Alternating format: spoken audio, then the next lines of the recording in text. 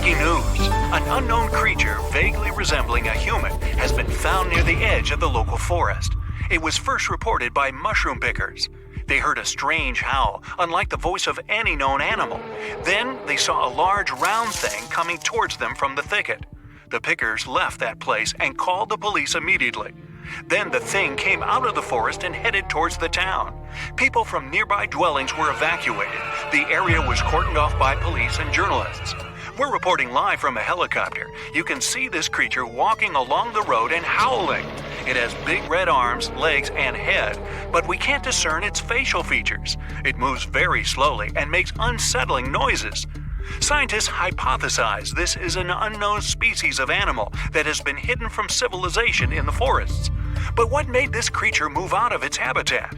And why now? Stay tuned and wait a minute.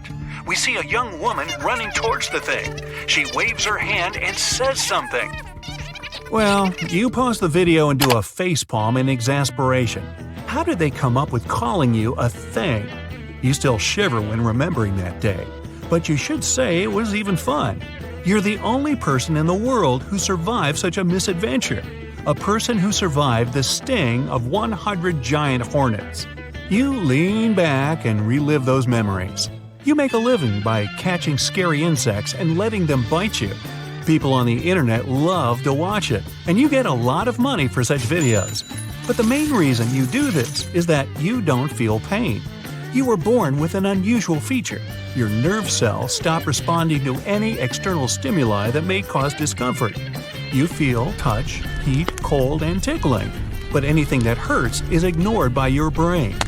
So, now you're in a Japanese forest. It's home to the Asian giant hornets. Recently, hornets have been discovered in America, and this news became a sensation. It's difficult to find them there, and the authorities are fighting the spread of those insects. So you decide to go to their natural habitat. These hornets have made quite a bit of noise, and there's a reason. Asian giant hornets feed on bees and so greatly reduce their population. If the bees disappear, environmental disaster will start all over the world. But this is not the only reason why these hornets are so bad.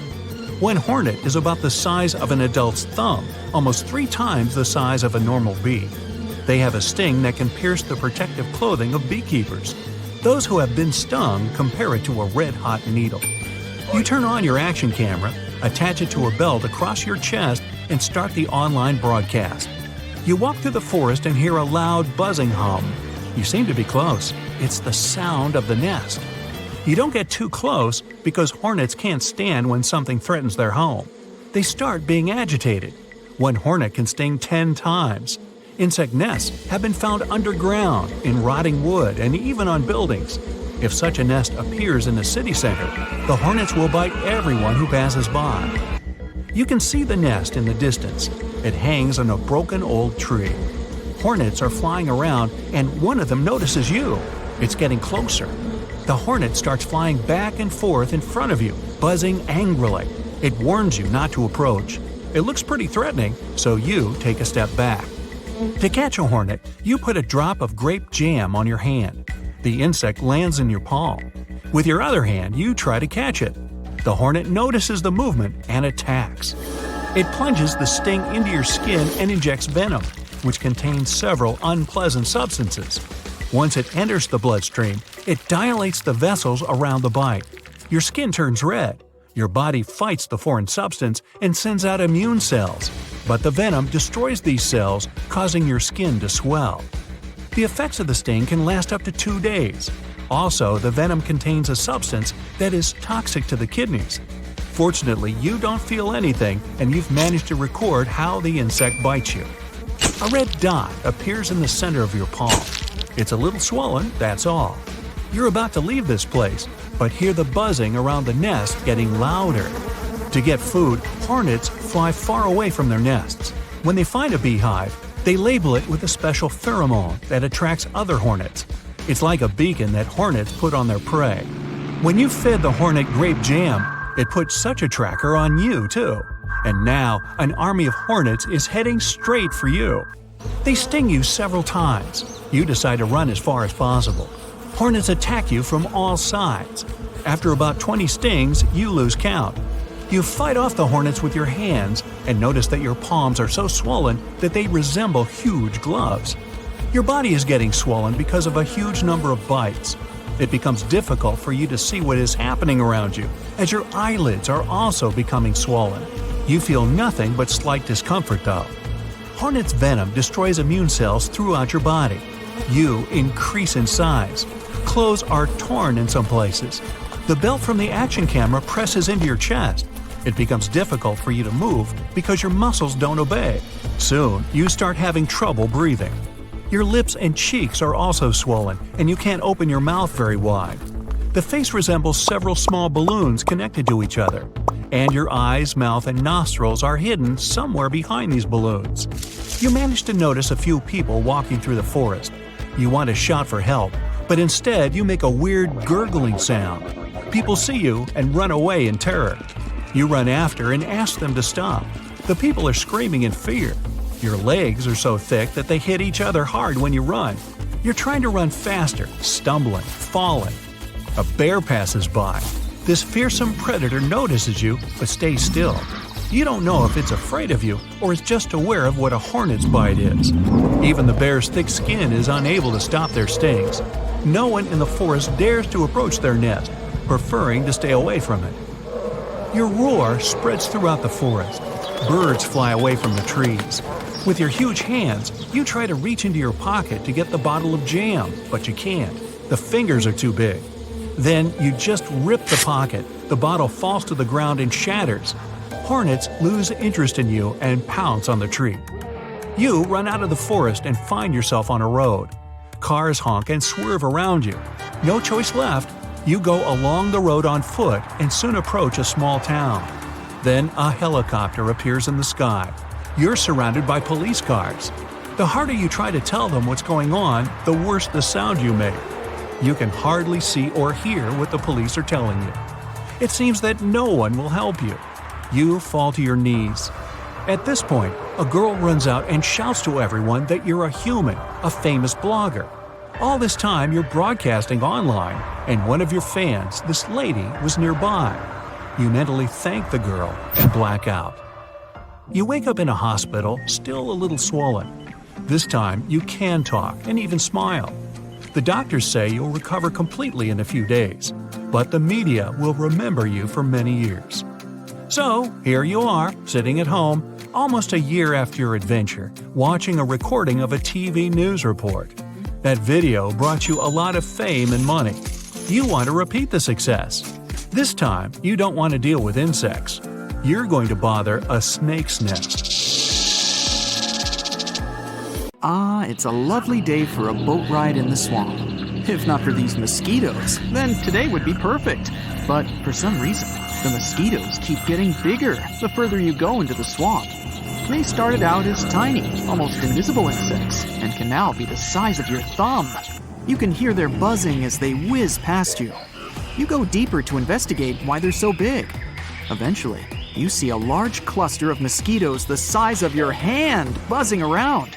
They notice you and start flying toward you. You grab a branch and start swatting them away. You run back to your boat and try to escape, but they follow you, and some manage to land on you. You swat them away, but more mosquitoes pop out of nowhere, the size of a basketball. You start your boat and speed your way back to the mainland. As you arrive, you see everyone running away in a frenzy, panicking because of the giant mosquitoes. Some of them are as big as a large dog. People are ducking under picnic tables, while some are running back to their cars and driving away. You get off the boat and run toward the closest grocery store, along with dozens of people. The employees lock up the gates, but the large glass panels show the mosquitoes multiplying. They're getting bigger and bigger until you can see one as big as a car zipping by. It's so strong that it landed on an empty car and crushed it. Everyone inside is ducking away out of fear. You try to calm everyone down and not make any noise. The mosquitoes are landing on the glass panel, blocking out the natural light. It's getting dark inside. Someone turns up the volume on the TV to the breaking news. Mosquitoes are flying rampant all across the continent, destroying natural resources and infiltrating cities. People are advised to stay indoors until further notice. The mosquitoes notice that there are people in the store, so they try to get in by force. A car-sized mosquito flies around in the sky, unaware of what's happening below. Everyone hears some noise coming from the back room. The employees realize they didn't lock the doors. A large mosquito enters and knocks down everything. Everyone runs around in a panic while throwing random stuff at it. Some people grab a fire extinguisher and spray it until it flies to the back room. Some employees lock the door and barricade it so that nothing can enter. Everyone waits nervously. The TV broadcasts some live coverage of how giant mosquitoes are flying everywhere. A helicopter is forced to land because the mosquitoes are flying around wildly in the skies. Everyone shudders when they hear the sound of more mosquitoes buzzing around near the back door. Hours pass, and more mosquitoes keep coming endlessly. There are no people outside, and much of the urban and landscape design in the park is destroyed or overrun by giant insects. Some people eat whatever is available, while some are sleeping. A piece of breaking news interrupts the live coverage and shows that there will be armored buses ready to pick up people near the picnic site. However, the buses won't drive to hotspots since it'll be too dangerous. The only way to get on them is by being on the highway in 2 hours. Everyone tries to call their loved ones, but the cell towers have been knocked down, and no one can call anyone. The mosquito that broke in a while ago destroyed the only landline that was present. People are arguing about whether they should stay or go. More insects covered the only clear patches of the sky until the sun disappears. The people split into 2 parties, those who are leaving to catch the bus and those who want to stay. The employees know a back way that can quickly lead to the highway. The only problem is that it'll take around 20 minutes on foot, and there are no cars to use. The way is tricky. First, they would need to escape through the main entrance and head through the bushy forest behind the dumpsters. Over there, they can enter a building, possibly through the sewers, which will lead to the lake next to the highway. The first party decides to leave. They prepare supplies for the breakout. Every second, more mosquitoes arrive, covering the sky. They gear up with anything they can find to protect themselves. Mosquitoes are attracted to the carbon dioxide that people breathe out, and they know that there's a source coming from the grocery store. Once everyone is ready, they get some makeshift torches and light them up. They add some barbecue fuel to keep the fire going. You're part of the party that is planning to escape. The doors open, and everyone makes a break for it behind the dumpster. Many mosquitoes try to attack you, but the smoke from the fire repels them. Every second, more mosquitoes are filling the sky and the environment. Many people end up running back into the store since they couldn't make it past the dumpster to the other building. Eventually, the rest of the people, including yourself, run toward the building. But it's locked, and no one can break down the door. Plan B is to break the glass from a window and crawl inside. You grab a rock and smash the closest window. The only problem is that the mosquitoes can follow you inside. So without any options left, you pull through and run to the basement of the building to find the entrance to the sewer. Success! You found it, and everyone descends to the bottom. No mosquitoes in sight, just rats. You're walking knee-high in sewer water with it flowing past you, but it's only a few minutes until you reach the river. Another problem is that the sewer isn't going to the lake, but somewhere deep into the sewer channels. You follow it until you see what looks like an outlet. You make it out and are near a water hole where all the discarded sewage leads next to the swamp. The only problem is that you're not next to the highway anymore, and time is running out. More mosquitoes are swarming the air, but they don't bother buzzing next to you. You notice some cat-sized creatures floating on the water. These are baby mosquitoes, or the larvae, and they're coming your way. You and everyone else swim for your lives to the shore. The giant alpha mosquito soars into the air and swoops down to try and grab someone, but it misses. Everyone makes it to the thick, swampy area where no giant mosquitoes can enter. Everyone covers themselves with branches to protect themselves. 15 minutes until the armored bus arrives. Since the mosquitoes can't enter, this will be the best place to hide until then. Darkness falls, and still no bus. It's been 3 hours, and nothing. The mosquitoes are still buzzing around, and everyone is getting uncomfortable under the thick bushes. After a while, everyone hears a roaring engine and sees lights flashing on the highway. Everyone gets up and runs to the bus, but you stop them to not draw the mosquito's attention. You volunteer to sneak out and stop the bus, and then everyone else can follow without drawing too much attention. You move a couple of branches, step over some tree bark, and crawl to the highway. You try to hold your breath so that you won't make any heavy breathing sounds. You reach the side of the road and wave your arms to stop the bus. It pulls over and the door opens. You signal the rest of the people to follow, and they follow your lead. Everyone is inside and safe. Some mosquitoes notice and start pecking on the bus, but the armor is sturdy. The bus drives off looking for other people along the road, and suddenly, a Goliath lands in front of you.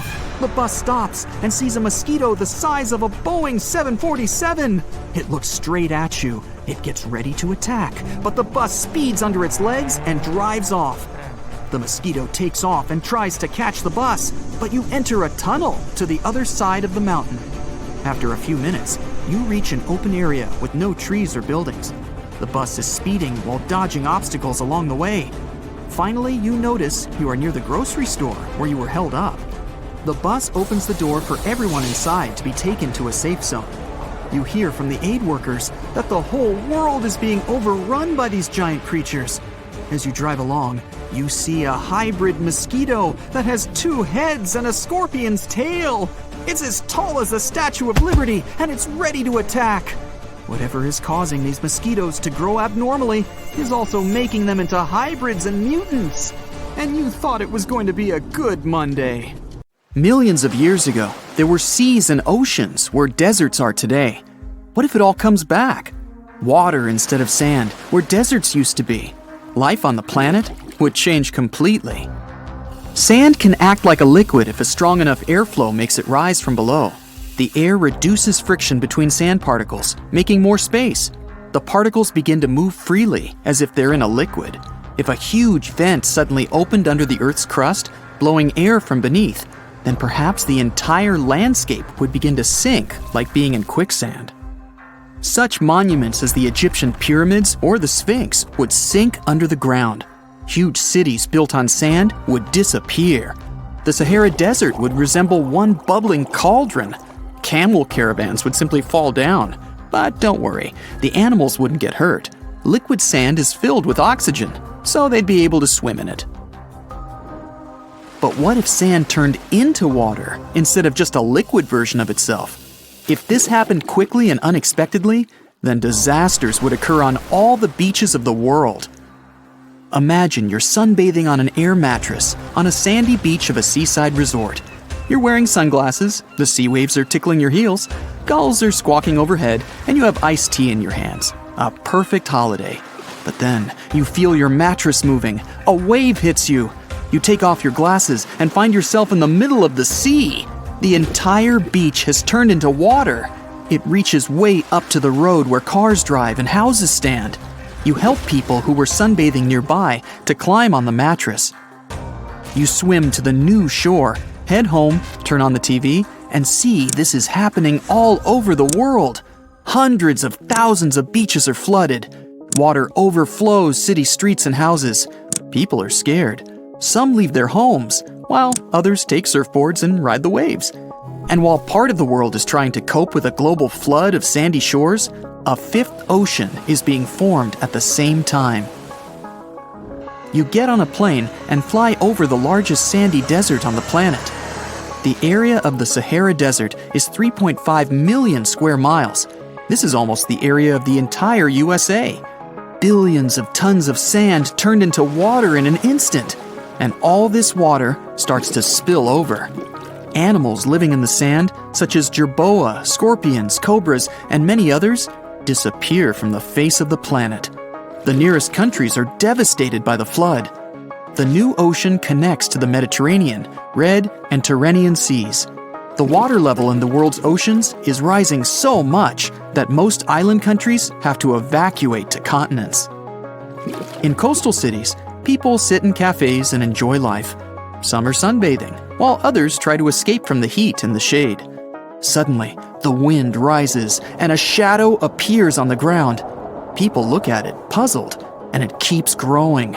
Everyone looks up and sees that a huge tsunami is approaching the shore. desert countries have it even worse. They're flooded at once and turn into many small divided islands, and huge waves will hit the shores of port towns for a long time. The hottest places on the planet have become wet. Hot sands turned into almost boiling water. It quickly evaporates and forms huge rain clouds. Thanks to high humidity, the air pressure changes and strong winds begin to blow. They drive clouds all over the planet. Long rains begin all over the world, drenching everything. Water mixes with the world's oceans and cools down. The hottest places in the world are getting colder. With temperatures changing, tornadoes and hurricanes form in different parts of the world and ravage the planet. The face of the whole Earth is warping. New seas, lakes, and rivers form all over the world. Before, water comprised 70% of the planet's surface. Now, it's 90%. Fortunately, cataclysms don't last long. Even though sands cover a lot of land, they're not very thick. The depth of the ocean is hundreds of times deeper than the depth of sand in a desert. In some, the sand is only a few inches thick. Only the largest dunes may reach 150 feet in thickness. The water levels will rise drastically and will probably never return to what they used to be. But at least the weather will calm down sooner or later. But something bad is still going to happen. Every year, 2 billion tons of dust rise into the air. Most of it comes from deserts. Particles of this dust contain useful elements and bacteria. The wind carries them all over the planet. A quarter of this dust comes to rest in seas and oceans. Bacteria and nutrients feed small creatures in the ocean, such as phytoplankton or krill. These creatures, in their turn, are food for small fish and even whales. And the fish are food for predators, as well as for many land animals. So, if sands turn into water, the ocean will lose a lot of its nutrients. The good news is that it won't last long either. Nutrients and bacteria will adapt to the new conditions and will be able to evaporate with water, which condenses into rain clouds. The largest variety of the marine world lives in shallow waters not far from the coast. The desert turned into water gives ideal conditions for new life to develop. New species of animals appear that can survive in hot water. Many creatures that lived in hot sands have now adapted to marine life. Camels have learned to swim, and small reptiles can hold their breath underwater for a long time. Thanks to hot weather and shallowness, a huge amount of seaweed grows on the bottom that can withstand high temperatures. The new ocean now resembles a multicolored garden of marine plants. People are also trying to adapt. They build towns on massive wooden structures right on the water and attach them to the bottom with long chains. Fishing has become the main source of food for all humankind. Cars have become obsolete. Everyone wants boats. Famous expensive car brands now design luxury yachts and ships. Also, everyone learns to swim, and every resident of sea cities is an excellent swimmer. All the new water was fresh until it mixed with the sea and gained its saltiness. People have created special filters that turn this water fresh. Global stocks are increasing. There are almost no places left in the world where people don't have enough water. But what if our situation became stranger still, and all the sand on the planet, not only on beaches and in deserts, turned into liquid?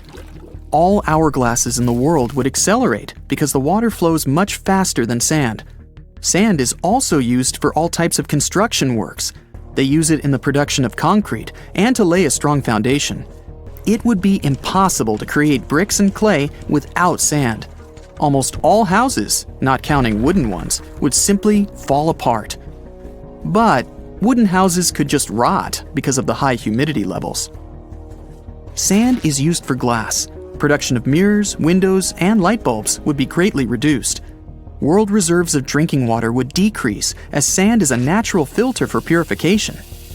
There would be huge traffic jams on the roads because, well, there would be no roads to speak of. Imagine you're driving a car and its wheels turn into jelly. Road vehicles would be severely affected. Planes would also stop flying because sand is used in the construction of the runway. The only means of transportation left would be ships. Sand is present almost everywhere on our planet, so the water would begin to moisten and wash away the soil. the whole world would turn into a vicious marsh, and it would be very difficult to move around. The humidity levels would increase significantly, and thick fogs would appear every day. A huge number of scolopendras, salamanders, frogs, and other creatures that love humidity would take over the planet. Some insects may evolve and increase in size thanks to the new ideal conditions. And people, if they survive at all, might grow scales to better transfer moisture. The Earth would look like a planet from a sci-fi movie. But fortunately, this isn't going to ever happen. Day 1. A small but powerful tremor is shaking the city of Naples, Italy. The news networks are reporting on the event. The experts believe that Mount Vesuvius, the stratovolcano on the Gulf of Naples, will explode soon. But when? It's erupted many times in the past. In fact, that's how it got its shape. It's made of multiple layers of hardened lava, pumice, and ash. Vesuvius last erupted in 1944, but a major blast happened there nearly 2,000 years ago. It buried the Roman towns of Pompeii and Herculaneum and decimated the surrounding areas. Today, 3 million people live less than 20 miles from the volcano, and 600,000 live in the danger zone. Large eruptions happen every few thousand years, usually after long periods of calm. And the trouble is, Vesuvius is long overdue for its next one. This time, though, the volcano is being watched by the Vesuvius Observatory. It has seismic stations, special GPS arrays, and satellite-based radar to help it measure ground movement. They also have special equipment to test the chemicals found in the gases coming from the volcano. All of this helps the experts work out whether it's about to go off. But will it? Right now, the magma is more than 6 miles from the surface. Things seemed safe yesterday, but now they're about to take a turn for the worse. Day 3. Another tremor comes in measuring 3 on the Richter scale. All the equipment that's installed near the volcano is now going off. The magma is pushing upwards. It's not at the surface yet, but Vesuvius is definitely restless. 2 more tremors follow in the afternoon. They don't feel like regular earthquakes, and geologists can see the difference in their seismographs. Volcanic quakes register about 4 to 5 less on the Richter scale. Now, the experts are sure it's just a matter of days or weeks until the volcano erupts. Some volcanoes can be restless for months or even years before they go off. But that's not how it goes with Vesuvius. Day 4. The ground starts to crack open, as if a giant creature is trapped in the Earth's crust and is trying to desperately get out for some air. Steam escapes from the little cracks in the soil. Certain areas are hotter than others. If you went there, it would feel like you walked straight into an oven, and it would be hard to breathe. Some sheep got too close to the mountain and passed out. When the farmer found them, he almost collapsed too, not from the heat, but from the gases. Carbon dioxide and hydrogen sulfide are being released into the air. The entire area around the volcano smells like rotten eggs, and many of the forest animals are now staying clear. The nearby trees have been absorbing these gases from the soil for days on end now, and they're starting to turn brown. The carbon dioxide levels in the area are skyrocketing, and all the detectors are beeping constantly. Day 6. The tremors are getting more frequent. Experts at the Vesuvius Observatory monitoring the volcano say the quakes are coming from the magma that's being pushed upwards. A few hours later, the national emergency alert goes out. Thousands of local people have around 15 days before the volcano erupts, and they need to evacuate their homes.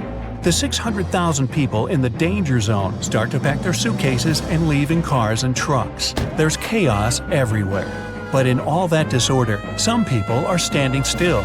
They look around, trying to understand what's really going on.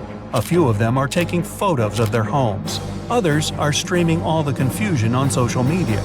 But the senior citizens are just standing outside, looking at their houses one last time. They hope this is all just a false alarm. It's happened before, but who really knows? Day 7. It was a sleepless night. Plenty of the locals have already left. Some good people from other towns drive to the area to help the residents evacuate faster. There's a massive traffic jam, but everyone expected it. This is why the evacuation started early. Ferries, trains, and buses have canceled their services to help the evacuees. They're all working on a tight schedule to make sure everyone gets out safe without any delays. Some people refuse to leave, but their neighbors eventually convince them to go. It will take 7 days to evacuate everyone, and these people will spread out to other areas of the country, not just to the nearby safe regions. Day 10. More than half of the residents have now left the red zone. After the chaos, there's now silence, and it's interrupted by the eerie sounds of the tremors. Animals are being evacuated too. Many people are now trying to save as many animals from the forest as they can find. Day 16.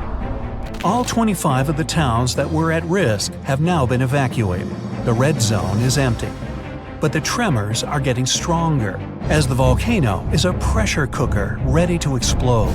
White smoke rises from the large opening on the mountaintop and the vents on the side. The molten rock moves toward the surface, and the pressurized gases form bubbles, just like the ones you see when you boil food. Suddenly, there are some loud booms, and then an explosion. It's loud enough to be heard thousands of miles away, and the shockwave is felt throughout Italy. Volcanic rock is thrown up into the air. A thick black mushroom cloud forms and expands into the sky. The birds abandon their nests and fly away in huge flocks. The red-hot lava is now spewing out of the volcano like a fountain. As it flows downward, it obliterates everything in its path. Then there's a volcanic landslide. Part of the cone-shaped mountain falls off, and millions of tons of soil and rock break loose from the volcano's side and tumble down. The lava spreads on the slopes, and it slowly slides down into the forest and the farmlands. The plume of ash, pumice, and other kinds of rock has risen so high into the sky that people can see it from Rome. Then the tower of debris starts falling back to Earth. First comes the ash, then chunks of rock. The ash in the atmosphere is so dense that it's hard to breathe. The lava slowly spreads across the area and pulls down all the trees. All the nearby towns are shrouded in darkness and smoke. Buildings collapse, and all around there's a mixture of heated, poisonous gas and rock moving faster than a car. Other rocks and more volcanic ash fall miles away from the volcano, hitting cars and destroying roofs. The sky is completely black as the lava keeps on coming. Slowly, all the nearby towns are submerged beneath the molten rock. Some of the lava even reaches the sea. Gigantic white steam covers the shore where it falls in, and the magma turns black. Now, a weird neon blue fire appears on the slopes of Vesuvius. This is caused by burning sulfuric gases. They're escaping at high pressure from the cracks in the volcano's surface. When they come into contact with the air, they ignite. These blue flames can reach 16 feet into the air. Now, all nearby flights are canceled, and many planes have to change course to reach their destination. Ever since the national alert, no planes have been allowed to fly over the volcano. The clouds of volcanic ash can damage jet engines and other plane components. The water supply is now contaminated by streams of volcanic ash, and it smells unbelievably bad. In just a short amount of time, all that magma has made entire towns vanish. Only the roofs of taller buildings can be seen. After the big and explosive eruption, there are some smaller and quieter ones. At this stage, nobody knows if the volcano has stopped erupting yet, and absolutely no one can go anywhere near the area. 10 years later. Most parts of the red zone are now hidden under hardened but still warm lava, including the ancient site of Pompeii. Some people have started to forget about what happened. Others have begun their new lives elsewhere, and some don't even want to think about what happened to their old homes.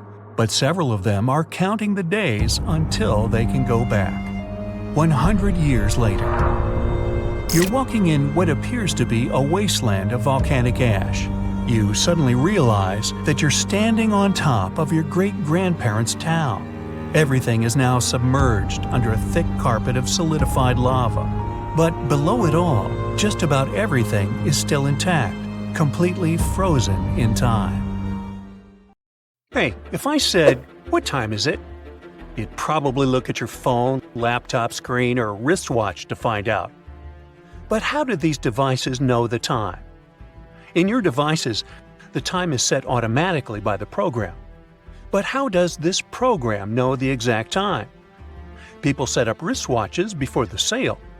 But then, how do these people know the time? Does anybody really know what time it is? Hey, there's a song there. Anyway, how do we determine this time? And what happens if all the clocks in the world stop? Wait a minute, or longer. So, welcome to the National Physical Laboratory in southwest London. Here you can find some of the world's most famous atomic clocks called hydrogen masers. There are about 400 such devices around the world, and they help the whole planet navigate through time. All modern technologies, satellites, operating systems, GPS, flight and train schedules, and the TV program on your screen are guided by the atomic clock. And here's how they work. Imagine a pendulum. It swings from one side to the other. One swing from left to right, or vice versa, is a period of time equal to 1 second. The pendulum is not very accurate since it's not constant. Its movement may slow down or accelerate. In atomic clocks, atoms do the function of a pendulum. When they're exposed to microwave radiation, they begin to fluctuate. About 9 billion fluctuations are equal to 1 second. Don't believe me? Hey, count them yourself. The vibrations of atoms are precise and unchangeable. These clocks are not lagging behind and not accelerating. The error in such a clock can be 1 second once every 10 million years. Now, I can't wait around that long, so I'll take my word for it. Atomic clocks guide all modern technologies and communication satellites. And now, let's imagine that, for some reason, they stop working. Atoms no longer react to microwaves. After them, quartz watches and all electronic ones stop. Your phone no longer shows the time, and the arrival times of flights disappears on the information board at the airport. At this moment, all dispatchers contact the pilots and ask them to land urgently at the nearest airports. Further flights become impossible. There are too many planes in the sky. If several start taking off and landing at once at the same airport, it can lead to a disaster. Dispatchers wouldn't create the correct schedule without clocks. The same goes for all trains. Train stations can no longer coordinate trips and make switches on railway tracks. This system is too complex and can only work with a precise time. The world is beginning to plunge into complete chaos. The banking system is collapsing. Brokers don't transfer money to clients' accounts on time. People can't get their salaries on schedule. Imagine you promise to send a presentation to a client tomorrow at 2 p.m. and expect to get paid for it. The next day, you don't know what time it is, and send the presentation to the client 2 hours later. They don't get the file on time, and the deal falls apart. At large plants and factories, the schedule of the day gets down. People don't give out the necessary volume of production. Imagine some factory produces 2 tons of processed steel in exactly 8 hours. But the rhythm of work is disrupted, and this reduces the volume. Next, the steel should go to the ship. However, the ship's schedules are no longer working either. And this applies to all materials in general: wood, electrical carriers, oil, and metals. Logistic chains collapse because of the stopping of the clock. There's an economic crisis and panic in the world. The exchange closes and opens every day at different times. Shareholders and investors are losing a lot of money. Some say that the clock, not the steam engine, was the most important mechanism for the Industrial Revolution. Steam engines powered cars and ships, but they couldn't synchronize the work of many people. Under such conditions, you stop rushing anywhere, but so do all the other people. You can come to the supermarket, and it will be closed because its owner overslept. But then, when its doors open, you'll find that there are almost no goods there. Ships, trains, and trucks couldn't deliver fruits, breads, and vegetables because they couldn't agree on the time. Many will leave big cities, as it'll be challenging to live there without clocks. The age of high technology has ended. TV channels stopped working because some employees were late and didn't start the broadcast. The channel host came before the operator, but the sound engineer is still sleeping because the alarm clock doesn't know what time it is. To stop the chaos, two things need to be done. The first is to accept that the former high-tech life will no longer exist. The second thing is to take an example from our ancestors. People live for thousands of years without knowing the exact time. It has been necessary only since the beginning of the Industrial Revolution. Before that, people were guided by the sun, the rooster singing, and the internal biological clock. For hundreds of thousands of years, humans used to go to bed at night and wake up in the morning. But with the invention of the light bulb, this order was violated. The industrial era forced humanity to focus not on the internal clock, but on the opening time of factories and plants. Then TV, the internet, and video games were invented, and the sleep mode established by evolution changed. But in a world without counting time, people will forget about alarm clocks again and start improving their sleep. There will be a sundial in every house. The shadow will guide humanity. Hourglasses of various shapes and sizes will be popular again in the world. Sooner or later, we will have returned to some landmark in time as it was in the past. For example, in the 19th century, people used hundreds of different time standards. Railway schedules and buses determined each of them. When the number of routes increased, people started sticking to the same time that was set in Greenwich, UK. There was a big mechanical clock that guided the whole country. Greenwich Mean Time, or GMT. Merchants, factory directors, and bankers adjusted their watches according to GMT. When all UK trains were timed, the GMT signal was sent across the Atlantic via an underwater cable straight to Harvard in Massachusetts. Then, at a special conference in Washington, D.C., more than 25 countries recognized Greenwich as the international time standard. Everything was fine. The technology worked synchronously worldwide, but the problem started. After 10 years, scientists realized that the world needed new clocks. It turned out that the Greenwich clock was inaccurate because it was based on the time our planet spent to make one spin around its axis. In the 20th century, people learned that Earth changed its rotation speed over the years. Oh yeah? It accelerates or slows down because of the gravitational influence of the Moon, the Sun, and other planets, and because of geological fluctuations inside the Earth's core. Scientists calculated that in 1900, the Earth rotated 4 milliseconds slower than at the end of the 21st century. Yes, there are people who watch this kind of stuff. Therefore, people began to develop other, more accurate clocks, atomic ones that we still use. But the strangest thing is that even these clocks don't work in the way people need. Their main problem is excessive accuracy. Earth doesn't constantly rotate the same way, so workers sometimes add additional seconds to the atomic clock or subtract them. And here's why. Ordinary clocks are based on the rotation of our planet. When the time on such a clock shows morning, it's also morning outside. When the clock shows the late hour, it's dark outside. You with me? Our planet doesn't rotate at a constant speed, and the atomic clock is perfectly stable. If the world always worked based on these clocks, then time would sooner or later deviate from the actual day and night. At some point, the sun would begin to rise at 6 p.m., and sunset would start by 7 a.m. To prevent this, timekeepers changed the time on atomic clocks slightly.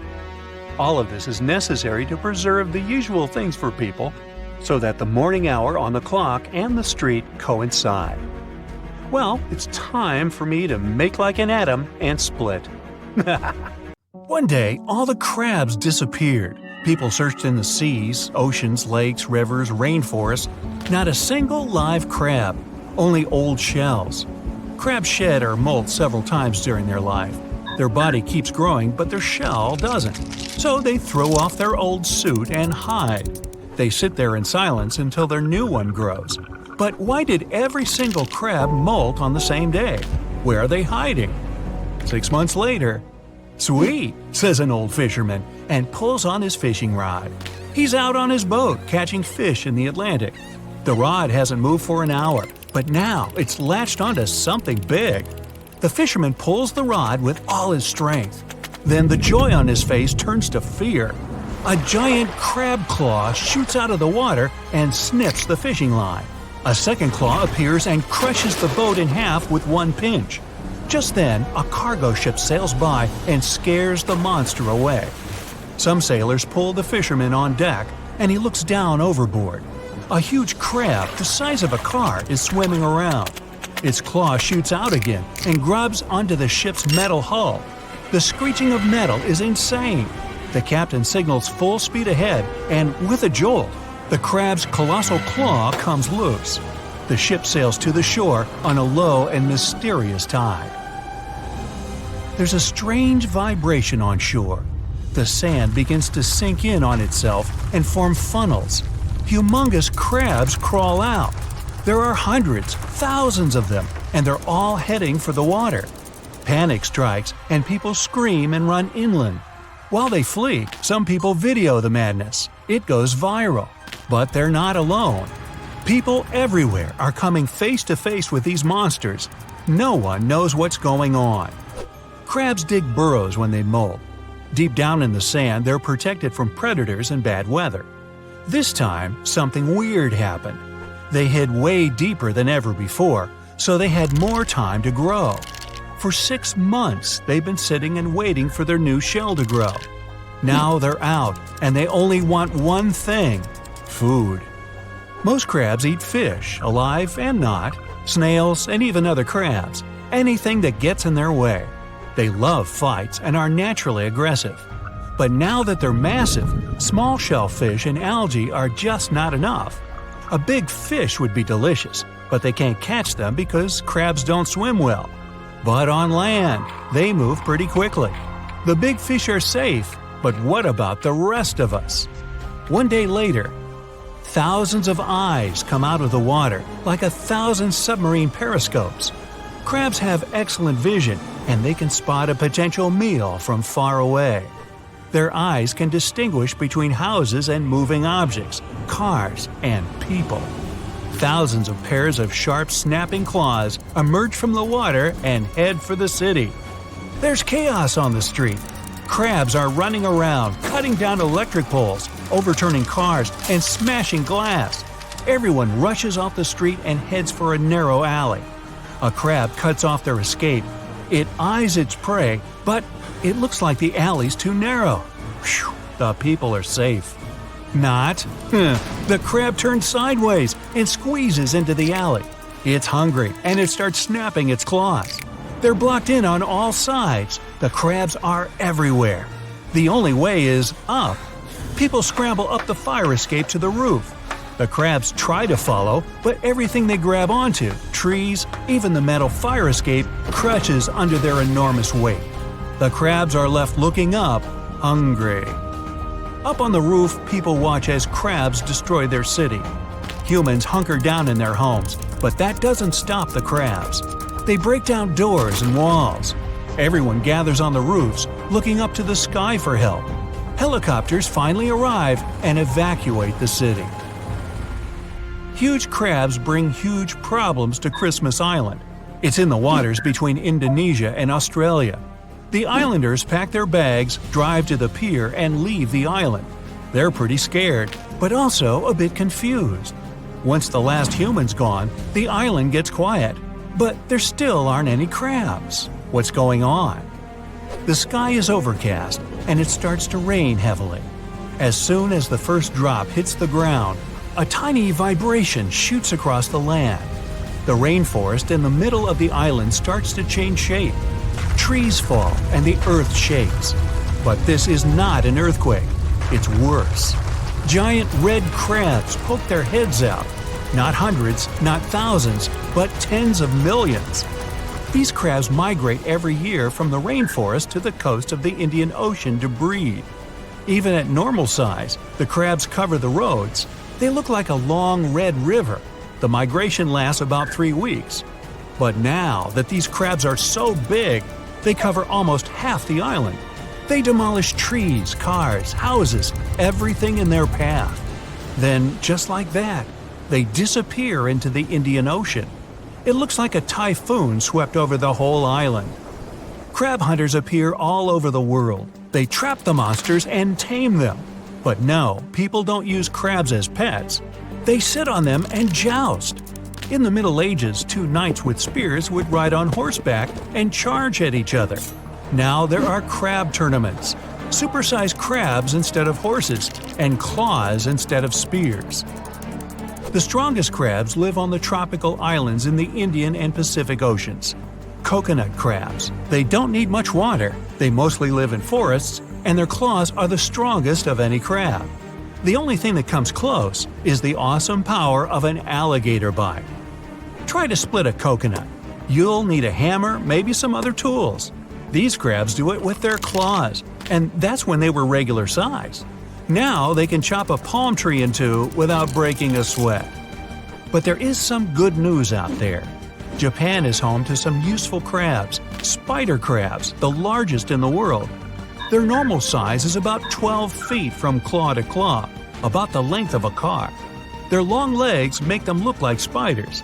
There's not a lot of animals out there who would want to go up against such a large crab. These new spider crabs are 5 stories tall, and they take steps 10 feet long. The really cool thing is that these crabs can live up to 100 years. Even better, they're not aggressive. These big, friendly giants mostly eat plants, and they're tame to ride, kind of like riding an epic-sized camel. Now that crabs don't have any competitors or enemies, their population starts to explode. They take over the planet. Humans are helpless. Their strong shells protect them from danger, and their sharp claws mean business. Cities put up gargantuan walls to protect themselves, and scientists try desperately to figure out a solution. Crabs don't only live near the shore, they live in forests, rivers, lakes, almost anywhere there's moisture. It's hard enough to fend off one giant crab, let alone hundreds. People start to head for the safety of large, dry deserts. It's hard to survive. Humans need food and water, just like the huge crabs.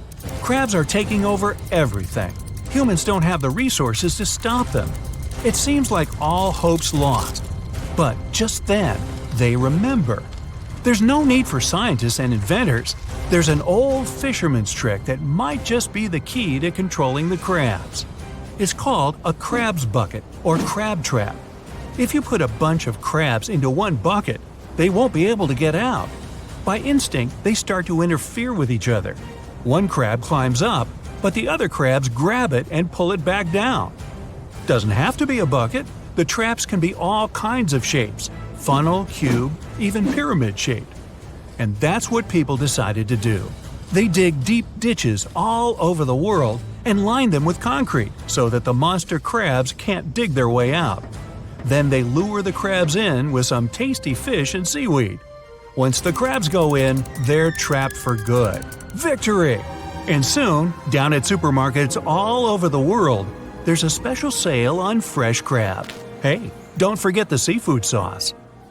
Is that Earth you can see at a distance? Right. Just look at it, floating in space, hanging out with its planet buddies. You spot orange-red Mars and Jupiter with its asteroid belt. Even tiny Pluto is there. All these planets keep their distance from each other, moving along in their own orbits. They're not very social, you see. But that's a good thing. It would cause nothing but trouble if they started to bump into each other. But even though there are others, Earth is the only planet we know that has life. And we've even figured out why. It's because it was lucky enough to appear in the best spot in our solar system, in the Goldilocks zone. Scientists say the key ingredient for life is water. But, well, there's water on Mercury. This planet has deposits of water ice at its south and north poles, but only because those places never see the light. Everywhere else, water simply evaporates from the surface of the planet. Mercury is way too close to the sun. Pluto has some water too. Astronomers even think the dwarf planet might be up to 30% water, but it's frozen. Unlike Mercury, Pluto's too far away from the sun, which is why all its water is in the form of ice. But Earth hovers in a perfect spot called the habitable zone. It has the right temperature for the water to remain liquid and for all forms of life to flourish. But what if Earth was the only planet in the solar system? No Mars, no Jupiter, no Mercury, no Venus. Things might have turned out a little different than what we're used to. Remember that massive asteroid that hit the Earth around 66 million years ago? Well, without Jupiter and its asteroid belt, our planet would be constantly hit by meteorites and asteroids, and some of them would be just as big as the one that caused all that sorrow to the dinosaurs. These rocky fellas would be roaming around in space with no one and nothing to stop them. And if Earth was the only planet out there, it would also be their only target. But that's not all. Look at all this huge space Earth would have all to itself. It means our planet would have an opportunity to travel a bit. It could even choose to leave the Goldilocks zone. But then, would life on the planet still be the same? So let's say Earth started drifting away from the sun. Then, it'd soon get too cold on the planet. Picture a place where the sun doesn't shine anymore. Dark, cold, covered in ice and snow all year round. That would be our Earth if it traveled further from the sun. If this happened, our cities would start to look very different. Right now, Earth is full of life. Come to any park and you'll see green trees and grass everywhere. There will be people walking, sitting on the benches, enjoying the sun. You'll definitely spot someone playing soccer or frisbee. On the park's lawns, there will be people resting on their blankets, soaking up the sun. A few people will be reading their books, looking relaxed and happy. Back in space, you see Earth again. The planet is still in its favorite spot. That's why life is so beautiful down there. But wait, is it moving? Our planet is definitely further from the sun now. Has it changed things for Earth? It actually looks a bit bluer now. Down there, famous golden California is not so golden anymore. It's gloomy and dark. Much like all other places on Earth, New York is covered in ice. Even in the hottest places, the temperatures are now below freezing, including tropical destinations like the Bahamas. After a while, liquid water turns into ice. The oceans now look like giant skating rinks, except there's no one to skate there since the planet has become way too cold to support life. Okay, then what if, instead of drifting further away from the sun, Earth moved closer, with people still aboard? Whoa, the temperatures here are crazy, too hot to handle. The climate would be getting hotter and hotter. Natural disasters would start to occur more often. Hurricanes and floods would be a common thing on Earth now. And pretty soon, the planet would get too hot for people to handle. Particles from the sun would become a serious threat. The atmosphere would be struggling to protect Earth from solar radiation, but this shield would be growing weaker. Liquid water would be nowhere to be found anymore, maybe only in underground deposits. Earth would look a bit like Mars, all rocky and barren. The Mississippi River would dry up and leave behind a huge canyon. All the oceans would be gone too. At the moment, the Mariana Trench is the deepest known place on Earth. It's incredibly hard to reach its bottom because of the immense water pressure there. But without water, trips to the deepest spot on Earth would be possible. It would help people uncover some more of Earth's secrets. If people still lived on the dry and scorching hot planet, that is. In other words, if someone was to explore Earth after the planet had moved closer to the sun, everything would be completely different. But what if Earth didn't move at all and everything remained the same? The only difference, there would be no other planets around us. It would change the way people explore space. Sure, there would still be navigation, communication, and weather satellites, and maybe space telescopes. But there wouldn't be any other space objects close enough for people to send missions there. This would affect the future too. If people had no desire or opportunity to go to space, they would invest in their home planet. They would build sky cities instead of looking for other planets to colonize. These days, if you get a state-of-the-art telescope, you'll see distant stars and other planets. The better the telescope, the more detail there is for you to see. But with no other planets out there, the picture of space wouldn't be so exciting. Stars would still be visible, and you might even spot a meteorite or two. And you'd definitely see the moon. But that's about it. Space agencies would mostly be focused on keeping Earth secure, mainly because asteroids would become frequent visitors. To protect the planet, scientists would have to figure out ways to get rid of them. Like a massive laser beam. When turned on, it could go all the way to the moon and even further. Instead of building rockets to explore space, SpaceX and NASA would be in the asteroid clearing business. People wouldn't even think of trying to contact other civilizations. If there were no planets similar to Earth, they would consider it a wasted effort. This means no radio signals being constantly sent out to space. A curious fact, in February of 2008, the Beatles' song Across the Universe was beamed into deep space. It was done to celebrate both the song's 40th anniversary and NASA's 50th anniversary. In the 70s, people also sent a radio signal out into space. It contained some basic information about humans and the solar system. But it was more a feat of strength for technology than an attempt to contact any alien buddies we might have. With no planets around, the world of sci-fi would change too. There would be no more movies about deep space exploration. No massive spaceships and rockets would appear on the big screen.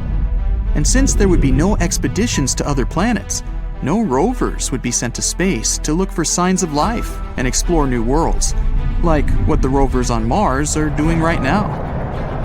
People would concentrate more on their own planet. For example, they would begin to explore its insides.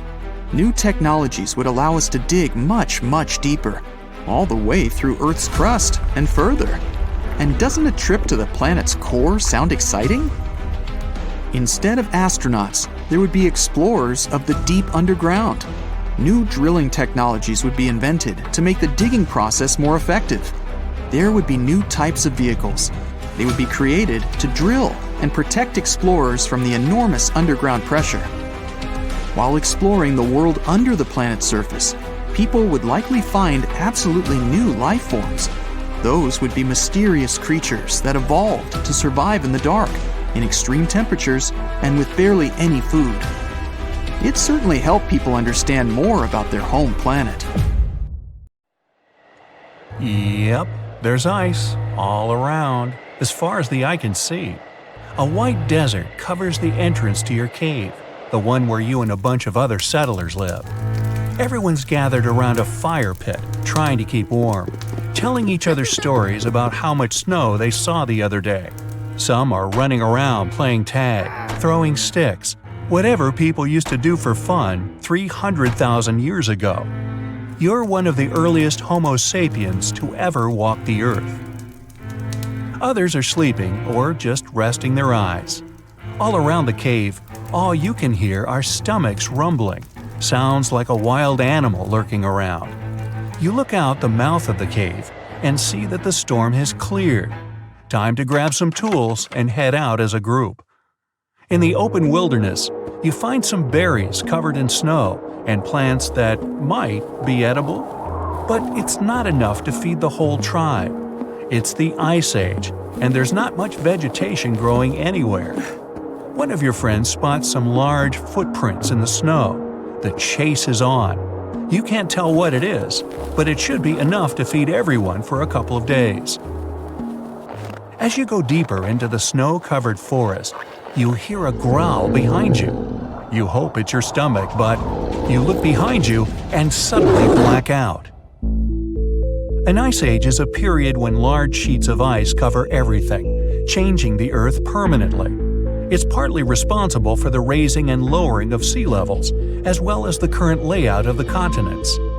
Picture monster-thick ice sheets spread across what's now Canada, Scandinavia, Russia, and even South America. That's all caused sea levels to change drastically, and temperatures around the world fell dramatically. And I'm not talking about just one ice age. There were a bunch of them. Scientists say there have been 5 major ice ages throughout history, lasting for millions of years. And we're in the middle of one right now. Relax, don't panic. It doesn't mean we're all going to be sleeping next to bonfires, trying to keep warm after being out all day looking for woolly mammoths. And no, there won't be a massive geological ice storm that freezes everything in its path. Ice ages have warmer periods in them that come and go, lasting for tens of thousands of years. In fact, billions of years ago, the Earth was one giant snowball with no life on it. And the sun back then was also just a cute little fireball without enough heat to melt all that ice. But as the sun got bigger and hotter, Earth's ice slowly melted away, leaving the green and blue ball we have today. We're living in the Quaternary Ice Age that's been going on for the past 2.6 million years, and counting. Some animals have thrived in this latest ice age, like whales and sharks. They've been at the top of the food chain for ages. Under them are seals, certain kinds of fish, otters, all the way down to tiny plankton. Up on the cold surface, mammals had to grow thick and shaggy fur just to stay warm. Ancient mammoths, rhinos, and bison were known to have thick rugs on them. They looked awesome. They were herbivores and ate small shrubs and whatever grass they could find. But several thousand years ago, temperatures began to rise, and most of these animals became extinct. The ones that remained evolved into the elephants, hippos, and rhinos we have today. You wake up from your blackout and find yourself face to face with a creature that kind of looks like a modern-day bobcat, except it's much bigger and furrier. It's a smilodon, an epic version of a saber-toothed cat with a mean look. It's around the same size as a male lion and has 2 front fangs that make me think twice before leaving the safety of my cave. They look scary, but scientists think their bite wasn't as powerful as today's tigers or lions. What made them tough were their giant forearms used to wrestle down anyone who got on their nerves. In packs, they were even able to take down mammoths. Either way, you don't want to be waking up next to this kitty. It's staring you down, ready to pounce. But you and your friends keep calm and slowly back off. You get the genius idea to throw a rock to distract it, then run. Nowadays, it's near impossible for a human to outsprint a lion or tiger, but humans back then were much fitter. Once the danger's over, everyone continues to look for food. It's getting dark, and you haven't found anything to bring back to the cave. Suddenly, you smell something burning. Way off in the distance, you see a thin column of smoke rising into the sky. Another settlement? You and your friends look at each other and approach the smoke cautiously. Homo sapiens first came into being about 200 or 300 years ago, but human history didn't just pop up out of nowhere. As far back as 7 million years ago, some of us decided to call it quits. We left our chimpanzee ancestors in the jungle and started doing our own thing. And that didn't just happen once. Over those next millions of years, there were over 20 different human species. Some were our ancestors, some were twigs from a completely different branch. Some were tiny, others better adapted for hot or cold weather. Before you know it, you see a group of Neanderthals cooking some meat, sharpening their tools. Neanderthals were the first to migrate to Europe. Scientists believe they were around somewhere between 40,000 to 400,000 years ago. They occupied all areas between Europe and Asia, while Homo sapiens, that's us, were still all the way down in Africa. You enter their camp and immediately see the differences between each other. They're stocky and look a bit different, but there are some similarities. like flat teeth for chewing and gnawing and big skulls for their big brains. They even have clothes on, like you. According to archaeologists, they lived in shelters and made tools out of stone, sticks, and bones. They welcome you inside and give you a tour like no other. You're officially meeting another human species. They take you inside their cave and show you some of their cave paintings. They were the first artists of their time. Many of their galleries are still around today, like the ones in caves in Spain. You know their style: minimalist paintings of deer, a large handprint. They also dabbled a bit in jewelry making. They made necklaces out of eagle talons and animal fangs. They were also probably the first ones to harness the power of fire. Did they discover it when a bolt of lightning hit a tree? Or when one of them dropped a rock on another rock, creating a spark? No one really knows. But they were able to recreate it and use it to keep warm, to cook food, to see in the darkness, and to protect themselves. After the nice tour, you hang around the campfire to keep warm. They even offer you some extra clothes for the journey home, mostly thick, shaggy mammoth coats. If only you could talk to each other, that would be awesome. But it's getting dark, and you need to head back to the tribe. You say your goodbyes and thank them for teaching you how to draw a deer, and for that sack of food they gave you. The Ice Age was important for the development of the modern Homo sapiens. Because of the extreme cold and other harsh conditions, they had to adapt to survive, be extra clever and innovative.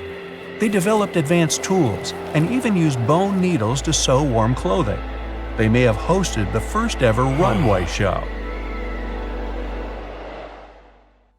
When the climate started to get warmer, they developed farming techniques to sustain themselves and mainly settled near large bodies of water like rivers or lakes, while others opted to be near seas and oceans. They, we, were even the first to domesticate animals. Fast forward a few 100,000 years and here we are. You've spent your entire life researching microorganisms.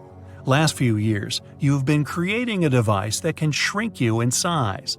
And finally, it's ready. At first, you want to shrink yourself to the size of a thumb so you can probably see some microbes with the unaided eye. And then, after more experimenting, you hope to shrink to the size of a bacterium yourself. To make the journey safe, you put on a special suit, similar to a spacesuit. It's equipped with a life support system. You direct a beam from the device at yourself. The beam must change your mass and volume. To return to the previous state, you must stand on a round platform the size of a hockey puck. You put it near your feet so you can easily climb on it when you get smaller. Press the button and activate the machine. Ooh, something's wrong. The device gives an error and you shrink not to the size of a thumb, but 1,000 times smaller, to the size of a bacterium. Oops. You become so small that the fleece of the carpet on which you were standing seems to be the size of huge trees. Now don't panic. You need to find the puck, stand on it, and you'll return to your normal size. It was right next to your feet, just an inch away. Wait, but what's 1 inch now, when 1,000 people your size can fit on the tip of a human hair? You decide to climb the fleece to see where the puck is. You can't see the lab ceiling. The room is out of focus because of its huge size. You're surrounded by thousands of bacteria. They're so different in sizes and colors, but you can identify 3 main forms. Round bacteria that looks like spheres are cocci. They can merge with each other and increase in size. Cylindrical, capsule-shaped bacteria, looking like sausages or bananas, these are bacilli. And spirobacteria are called spirilla. At the end of their body, they have a hair-like cilium. Bacteria are essential for our planet. They help to produce oxygen and absorb carbon dioxide. They purify the water and air, digest the food inside our stomachs, and improve our immune system. They're crawling on the ground all over the carpet. You start climbing the fleece. On your way, you meet cocci that look like huge potatoes, spirilla similar to spaghetti. After a few hours, you finally reach the top of the carpet. For you, it was a long time, but in reality, just a couple of minutes have passed. The smaller you are, the slower the time's going. Do you remember how difficult it is to swat a fly? That's because it sees your movements in slow motion. So, looking around, you see an endless forest of fleas. In the distance, you can see the silhouette of a big mountain with a flat top. It seems bigger than Everest to you. Great, now you need to get there alive. Suddenly, a huge bacterium attacks you from below. Its several bacilli join together. They look like a bunch of sausages. To escape, you jump down. You weigh so little that falling from any height is safe. You run through the dense forest. You notice that almost all bacteria are going at you. Most of them eat organic material, such as glucose or carbohydrates. And right now, hey, lucky you, you're the biggest source of carbs. Smaller microbes stick to your legs, arms, and face. You shake them off and fall. Several bacilli joined together are approaching, but then a round object with spikes the size of a football crashes into them. You see a lot of these balls and realize they're viruses, microorganisms that can't live apart from bacteria. To reproduce, they must infect a living being. The viruses have entered the bacterium. Other bacteria that chased you are attacked too. You see a gigantic bacterium that looks like a passenger Boeing without wings. It's a type of kachi, several big balls attached to each other and about to eat you. You see a small prickly football getting inside its body. The bacterium shivers and freezes. After a moment, a hole appears in it, and hundreds of thousands of viruses fly out. They're everywhere and looking for a new host. Prickly balls fly towards you at high speed. You grab a piece of lint and swing it like a baseball bat. You fight off the viruses one by one. Your bat breaks and you run away. It seems that you're safe now. You're entering a huge field. There's nothing here but bacteria. You realize this is a small spot on the carpet that you accidentally burned a few months ago. There's a billion microbes here, and they're multiplying at a tremendous rate. One bacterium increases in size and splits into two. After a few minutes, these two bacteria also grow and divide. Now there are 4 of them. The colony of bacteria grows exponentially. With such rapid reproduction, a single bacterium can create offspring weighing about a ton in 24 hours. After 5 days, the bacteria will be able to fill all the seas and oceans. Fortunately, the speed with which they divide is equal to the speed of their destruction. Dryness, a ray of light, high temperature, humidity, all these phenomena control the population of microbes. Under ideal conditions, the bacteria could take over the whole world. You make your way through a field of microorganisms. Large bacteria consume small ones. They multiply and are being destroyed. It's a boiling sea of life. You feel your foot is stuck. You stepped on something sticky. Right underneath, a large spherical bacterium crawls out of the ground. It's connected with other bacteria and hasn't gotten a certain form. It looks like formless pulsing biomass. The thing is clinging to your body, wrapping you. It feels like you're being absorbed by warm jelly. The bacterium compresses your chest. It's hard to breathe and move. At this moment, something that looks like a metal screw smashes into the bacterium. A large diamond bursts in next. After that, several thin, smooth legs looking like curved needles get inside too. All these details unite and transform into a strange creature inside the microbe. A diamond is attached to one end of the screw, and the needle legs cling down. Several dozen of these break into the jelly's body. They connect together and form an army of robots. All these creatures break out from a small hole in the bacterium and tear the microbe to pieces. You escape and find yourself in chaos. The little robot with a diamond for a head is called a bacteriophage. Despite their appearance, they're created by nature, not artificially. The goal of bacteriophages is to attack and destroy bacteria from within. That's how they reproduce. These creatures are all around us everywhere and control the population of microorganisms. When bacteria multiply inside the human body, they leave waste products of decay. This waste is harmful to the body, so it has to fight. Sometimes doctors use bacteriophages, so they help to get rid of bad microbes. They don't attack anything but bacteria. And now you see hundreds of billions of bacteriophages destroying billions of bacteria. The walking diamonds jump on the bacterium, plunging their heads into it, and release the genetic code, separate parts that assemble in new bacteriophages. You continue on your way and take a few diamonds with you just in case. The road is long, but after a few weeks, you finally manage to reach the puck. In the normal flow of time, it's been an hour. You're exhausted, and there's still a whipping to the top. The puck is so high that you can't see the top of it. You can't sleep because you might wake up inside some microbe. There are still a lot of bacteriophages around, but you don't want to take any chances. A deafening crash shakes the air. It's like an airplane turbine is running right next to your ear. You're looking up. A creature the size of a city lands on the carpet from the sky. It flaps its wings and makes this noise.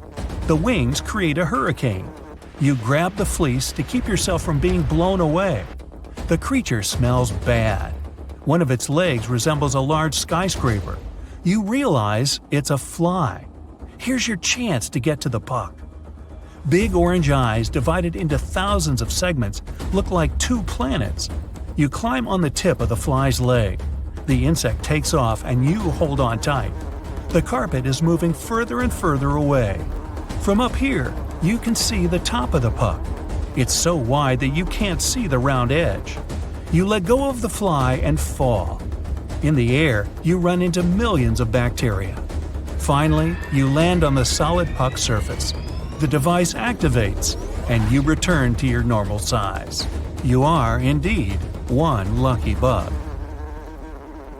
Now get a load of this. A red whirlwind sweeps along the coast of Australia and heads toward the nearest city. This tornado is unique not by its color, but by what is hidden inside it. These are great white sharks, hammerhead sharks, tiger sharks, and bull sharks. Shark! They fly inside the hurricane, snapping their jaws and trying to grab a piece of meat. People who look at this bizarre phenomenon from the outside think that they've got something in their drinks. But this is reality. A shark tornado can really exist? Or not? Yeah, let's find out. In 1877, a rather unusual tornado struck a farm in Southern California. About 6 small alligators about 1 foot in length fell from the sky that day. In 1894, a tornado traveled through England and dropped poisonous jellyfish on people. There's a version that tadpoles instead of jellyfish fell on the ground that day, but it still sounds quite strange. In Kentucky in 1876, there was a black humor rain. Doesn't sound funny to me. Pieces of meat fell from the sky. The locals tasted them and said it was like mutton or venison. However, later, birds discovered that a flock of buzzards had flown over that area. The birds felt unwell and regurgitated their lunch right in the air. And then, I assume, so did the locals who tried it. In 1947, fish fell from the sky in Marksville, Louisiana. In 2005, there was a rain that contained thousands of frogs in Serbia. In 2010, a small town in Australia was hit by a rain of perches, fish. And now, imagine that all these strange phenomena were caused by one villainous corporation where evil geniuses work. And one of them is you. So you decide to make the most incredible natural cataclysm in history, a tornado of sharks, or Sharknado. It seems like it's impossible, but you're going to try, because you have nothing better to do. So first, we need to understand what a waterspout is. It's a column of rotating air filled with clouds. This vortex occurs during a thunderstorm when warm air releases a large amount of heat. This heat becomes the energy that moves the rising air currents. This warm, moist air goes up, and cold, dry air descends. The difference in temperatures preserves instability and helps tornadoes develop. When it forms over the water, a tornado becomes a waterspout. It can draw in particles of seawater, some objects, and even fish. But everything depends on the strength of this vortex. You've probably seen it when tornadoes lifted cars into the air or tore the roofs off of buildings. There's a video on the internet where a tornado raises cows into the air. and an ordinary cow weighs about 1,400 pounds. Ooh. Now, in comparison, the great white shark is about 4,400 pounds. If a tornado could lift several cows, it could cope with a shark. But besides the great white one, there are tiger sharks, bull sharks, and hammerhead sharks. All of them weigh less. Therefore, there's no doubt that a tornado could possibly lift them into the air too. Okay, now we can assume it's in the realm of possibilities. The next step is to create a real tornado. To do this, you need to heat the air and then make it rotate. The cold air will start to go down and you will get a whirlwind. One engineer from Canada named Lewis built devices that created tornadoes. He made several prototypes before assembling a real vortex engine. According to him, anyone can do it. However, these vortices were small. His device created thin jets of air that swirled and produced mini tornadoes, which then quickly dissipated due to strong winds. Lewis started developing this idea to get a new source of electricity, but he needed to create a giant vortex that would go into the sky to power several houses. He didn't have enough finances and opportunities to do this, but the place where you work has enough money to do it. You take the concept of the vortex engine and invest several $1 million. You build several large turbines that direct air to one point and then heat it with the help of a powerful generator. To give your tornado more destructive power, you electrify the atmosphere. You can control the tornado and change its direction using a special control panel. You little evil mad scientist, you.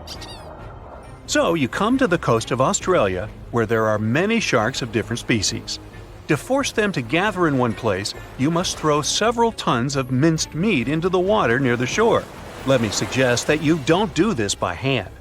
The sharks immediately come there as soon as they smell the food. But there's a problem. These animals feel changes in the weather and don't approach the center of the storm. Therefore, to make sharks take risks, you need to make them angry and hungry enough. You go, Dr. Doofenshmirtz. You spend millions of dollars to organize large-scale fishing.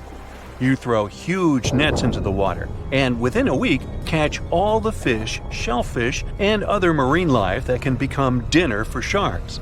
You move all the prey into giant aquariums and wait for the sharks to get hungry. A few days later, you notice many big fish congregating near the shore, looking for food. Then, you buy a couple of tons of ground beef from several butcher shops. You put it in a large container and lift it with the help of a helicopter. You dump the meat in a place where you see a lot of sharks. Lunch attracts fish within a 1-mile radius. At this moment, a large ship with the tornado generator approaches the shore. Hey, can't quit now, right? You start the engines and strong flows of warm air accumulate in the sky. Electricity flashes and condensation creates rain.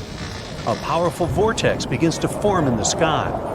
You control it and direct it towards the sharks. The whirlwind pulls pieces of ground beef from the water.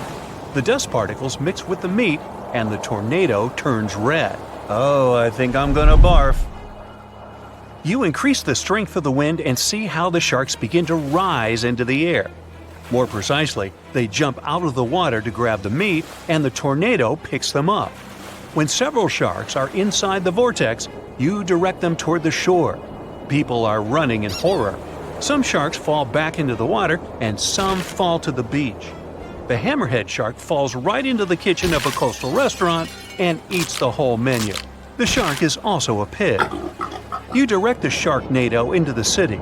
The storm lifts trees and cars into the air and rips off the roofs of houses. Some sharks fall down to the streets.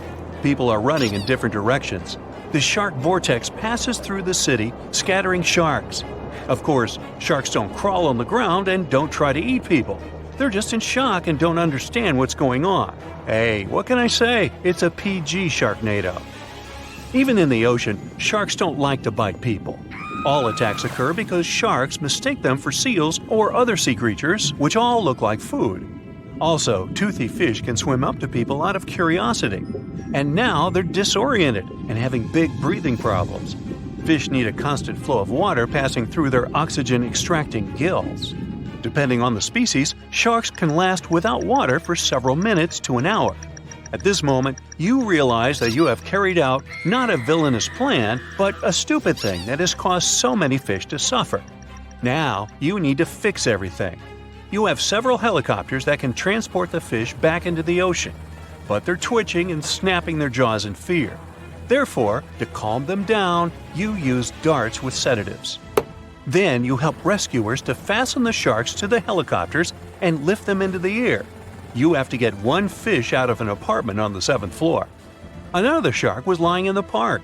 A hammerhead caused a big traffic jam on the road, and this tiger shark fell on a fire truck. Fortunately, they all have tough skin and strong muscles that protect them from damage. You pick up all the sharks and move them back to the ocean. No one and nothing has been hurt except for one thing: your reputation. You have failed your villainous plan and need to develop something new. This time, you'll create something that will really terrify people. You will invent a YouTube channel with nothing but ads. Alternate ending. You will invent a mega flood of spiders. Ew. Here we go again. You rush around your house, getting your bag ready for work while you gulp down the last of your coffee. Your annoying alarm didn't go off, so you've been in a rush all morning. Just as you're about to leave, you hear a shriek coming from outside. You sprint onto the street. Maybe someone needs help. You look around, but nothing seems wrong. All you can see is an upset-looking woman frantically tapping at her phone. She suddenly turns to you and says something about the battery, but she's so worked up that it was hard to understand. Maybe she missed an important call and she needs a charger. You offer to help and run back inside to get your charger. When you unplug your phone, you realize that it's out of charge too. Weird. It should have been on 100% after charging all night. You think back to your broken alarm clock and wonder whether there might be a local power outage or something. You get even more worried when you check your laptop. It won't turn on either. How are you going to give your big work presentation now? Whoops, you realize that the woman outside is probably still waiting for the charger. You rush back out, but she's gone. The street now looks like some kind of weird disaster movie set. It's filled with angry and confused pedestrians. You manage to pick up on a few words about power and batteries, and it's clear that something has gone very wrong. A guy that lives across the street is on the floor holding his knee and rubbing his head, with his hoverboard lying a couple of feet away on the ground. Looks like he took a big fall. You wonder why everything is going so wrong for everybody. The man, who usually delivers your papers, cycles up next to you. He's panting so much that he can barely get a sentence out. The battery on my bike is broken. I guess I'll have to ride up all these hills the old school way now. A friend from work runs up to you, saying her car stopped. You try to help her, but nope, the battery isn't working at all. It looks like everyone else is having the same problem. The road is completely deserted too. You try your car too, but that's not working either. Just as you were deep in thought, thinking about how to go about your day without your car, a giant hunk of metal shoots down from the sky and explodes into a million pieces. A drone just fell out of the sky. The street is completely filled with fire, so you and your friend run into your house. At least it looks like you don't have to worry about going to work today anymore. Your friend says none of her electronics are working, so you run around your house checking your things. You go into your bathroom and try the trimmer. Nope. Electric toothbrush? Also nothing. What about that cool remote control car you got for your 12th birthday? You look under the bed. Yup, the car's there. And lots of dust too. Phew. You take it out and try. Nothing. Although, that could be just because it's over a decade old. You pull out a bundle of outdoor lights. What will the holidays look like if these don't work? You feel uneasy, knowing that the smoke detector won't work anymore. How will you know if any of your technology goes wrong and starts a fire? Well, at least most of it won't be working enough to cause a fire anyway now. Time to check the most important thing, the TV. You pick up the remote and, as expected, nothing. You wonder if there's even a way to turn it on without the remote. After searching for a button a little while, you switch it on. You can't figure out why only some things seem to be working. The news stations are all talking about one thing. Apparently, all the batteries in the entire world have stopped working.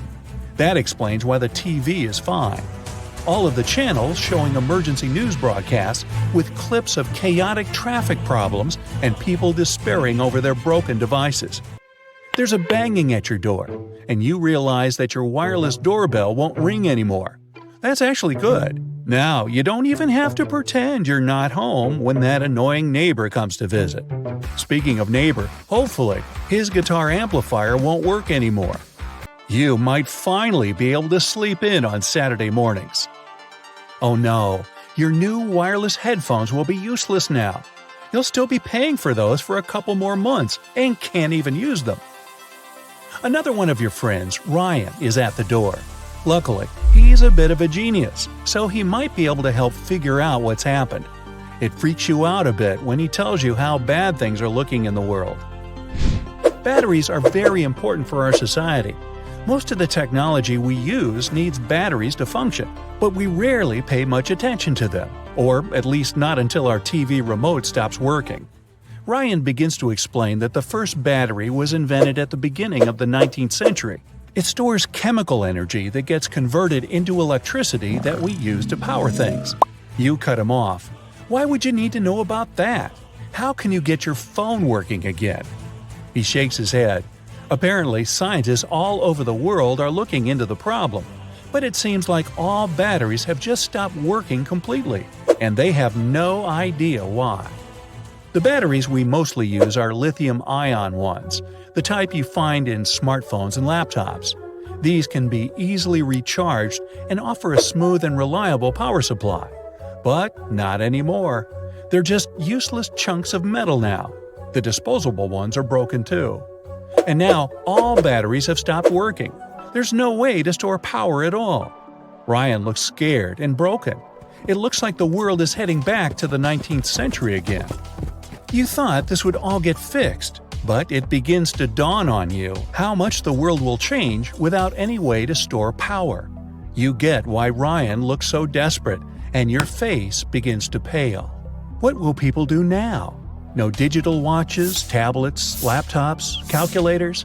Will we have to memorize phone numbers or learn what's 14 times 6? How will we tell time? Who will wake you up in the morning? At least it'll be a lot easier to get to sleep early without a smartphone.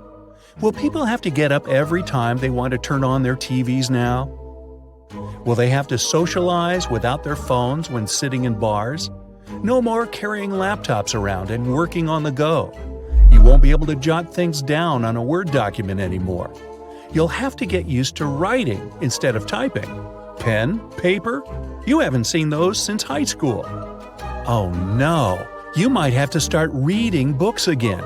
There won't be much else to do. Your Kindle isn't an option anymore, so you'll need to look into buying some real books. Ooh, that could get expensive. People will have to savor every moment because they won't be able to take pictures of anything anymore. There will be no more electric scooters or bikes.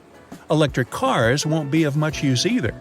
Well, it's not like you could afford one, but still, it was good to know that some rich people out there had the option to get one. What kind of cars are companies going to produce now? Even boats have some parts charged on batteries, so they may be useless now too. Maybe you'll get to see the return of giant wooden galleons, like the pirates used to sail on. And what about planes? Don't they need batteries too? Looks like that overseas trip to Spain will have to remain on the bucket list. No more listening to music when you're on public transportation. Are you going to have to talk to people now? What about social media? You won't be able to waste time scrolling through your feed anymore. How will you ever get to work again? With no car, you'll have to run miles every day and get up early. You make a note to yourself to look into getting a horse and cart, and you'll have to remember in which order they go. Think about it. Yep, today was an assault on batteries. It's time to start some new habits now, or revive some of those old, long-forgotten ones. The food on the tables in the cruise ship's dining room seems freshly made. It looks like everyone just picked up and left. You panic and run outside to the main deck. There are plenty of slippers and sandals lying around, but no people around. You bend over the railing and see that the cruise ship is still moving. There's not a single staff member in sight.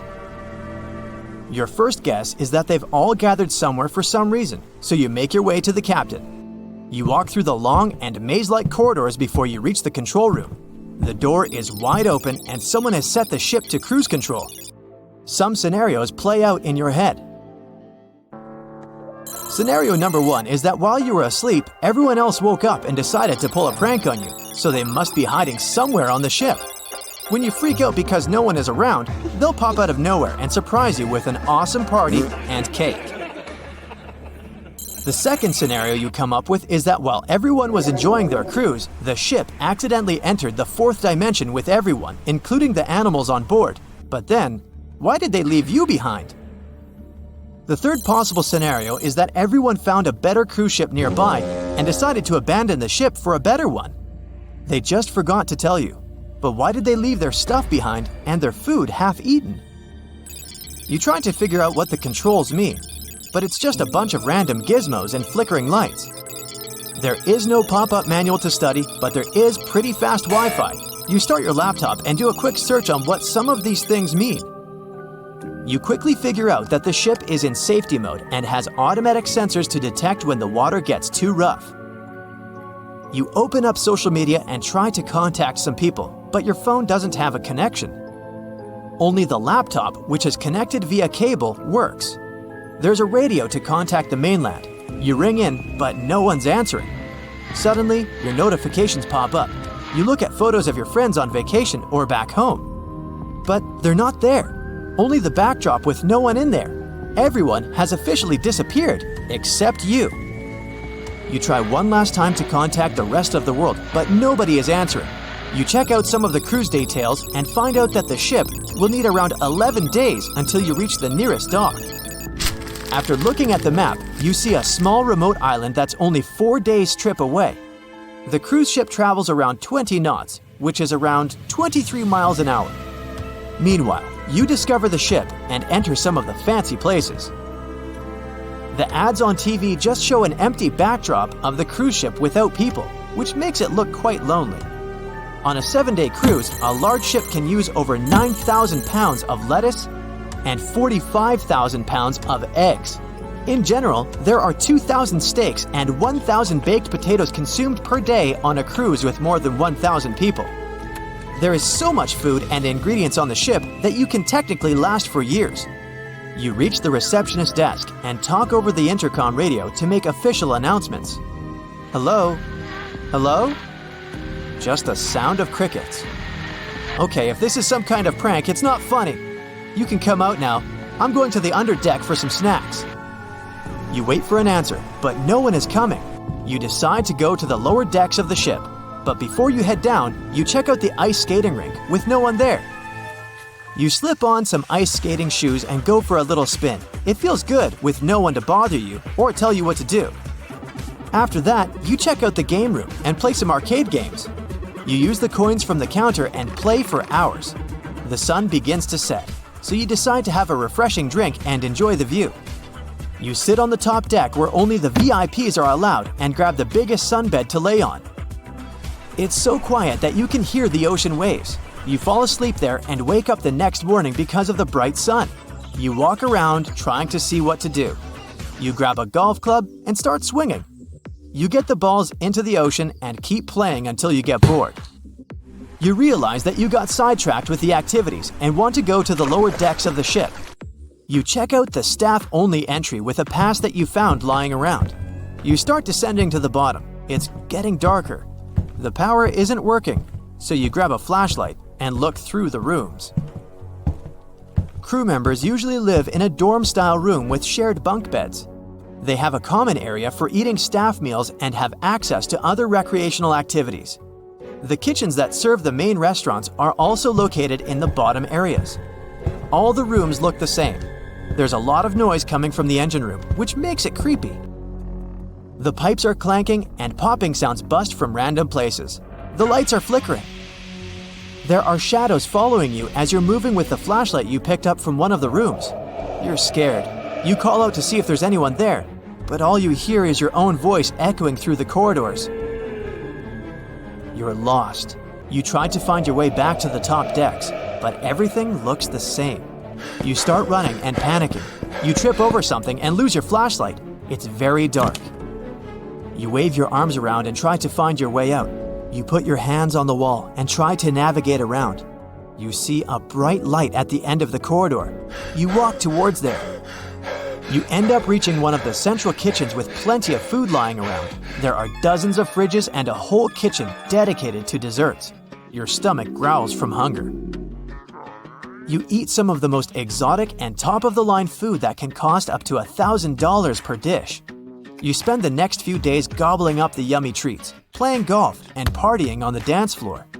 3 days later, you maxed out most of the fun stuff of the cruise ship. While basking in the sun, you see an island in the distance. You grab your binoculars and notice the dock where the ship is heading to. You quickly head to the control center and see the map. It needs 30 minutes to arrive, but you don't know how to park the cruise ship. You end up lowering the anchor to stop the ship. You'll then use the rescue boats for rowing to the island. You gather some supplies and food and row. Maybe someone on the island can help you out. You descend and row to the shore. You enter the city, but it's empty. People have left their cars in the middle of the road during their commute. You head to the police station to see if you can get some answers, but nothing. Months later, you've explored the whole island and saved plenty of food from the cruise ship. After 5 years, you've taken complete control over the island and learned how to drive the cruise ship properly. You haven't seen a single person since that day on the cruise ship. It's like everyone picked up and evaporated. 10 years later, you're sitting in the radio tower. You have a full-grown beard and fields of crops all over the island. You haven't stepped foot on the cruise ship for 3 years. Suddenly, you catch some signal on the radio in Morse code. Someone from the mainland is trying to contact you. You decide to get back on the ship and make your way there. Whoosh! Your spaceship is almost there. Thanks to the latest technologies, you can now travel to any planet in our solar system faster than ever before. And we can finally visit other planets completely safely. You applied for a space tour, and now you're on a ship with your guide, astronauts, and a couple of other passengers. First stop, the smallest planet in our solar system, Mercury. It's only a third of Earth's distance to the Sun. The view is going to be spectacular. As soon as your ship lands on the solid surface of this rocky planet, you see an endless universe, stars, passing comets, and the Sun, 3 times bigger than we see it from Earth, with no clouds to interfere with the view. There are no moons. Mercury and Venus don't have any. You try to move, but because of your spacesuit and reduced gravity, it feels like you're on a trampoline in a slow-motion movie. It's not safe to come here during the day. On Mercury, it lasts almost 59 Earth days. Although your spacesuit keeps you safe, temperatures can get pretty extreme. During the day, they go up to 800 degrees Fahrenheit.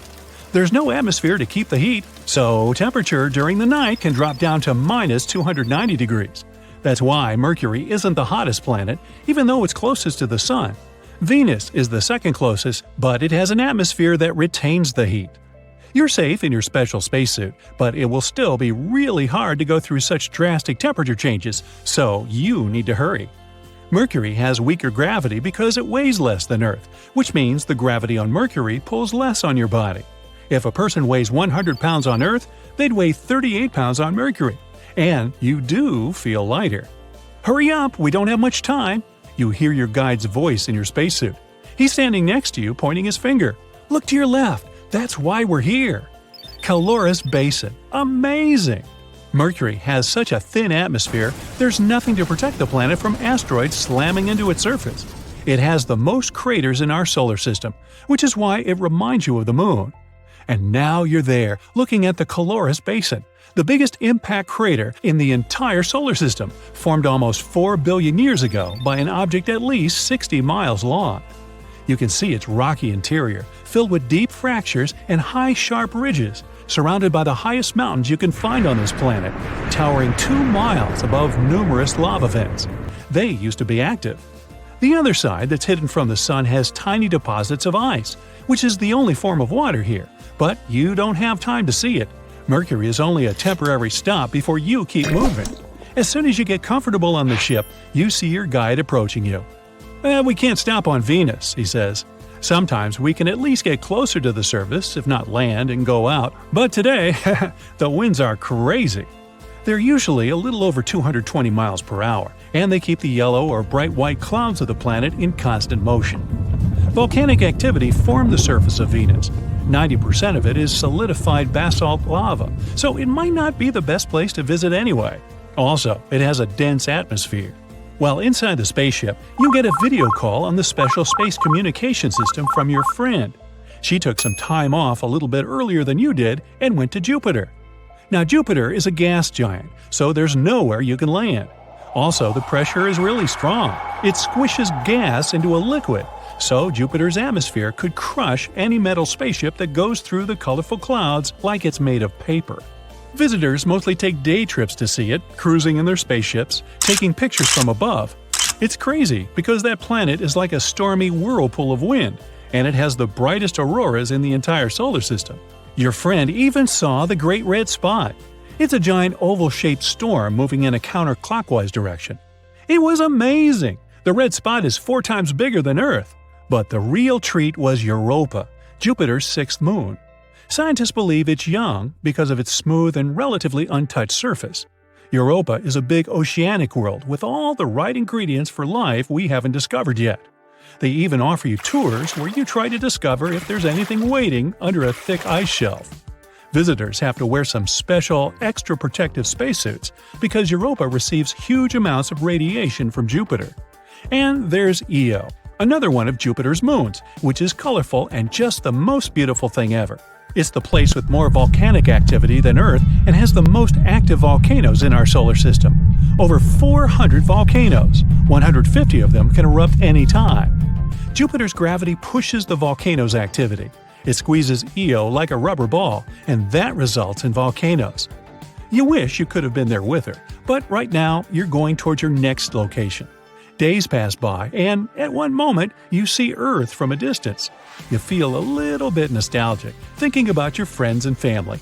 But after a while, you get excited as you see your next destination. Finally, it's the Red Planet. You hear the distant and muffled sound of the spaceship landing on the rusty surface. Everything around you is just a barren giant desert.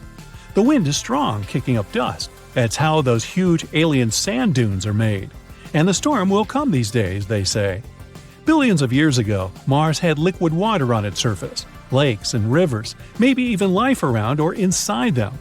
Its axis of rotation is a bit tilted, so Mars has seasons similar to those on our planet. When one hemisphere is tilted closer to the sun, it's spring and summer. The other hemisphere that's tilted away gets fall and winter. The atmosphere on Mars is way thinner than ours, so the planet can't trap that much heat near its surface. Air pressure on Mars is around 50 times lower than that atop Mount Everest. You arrive at the Space Hotel. Mars is the only planet with such hotels at the moment.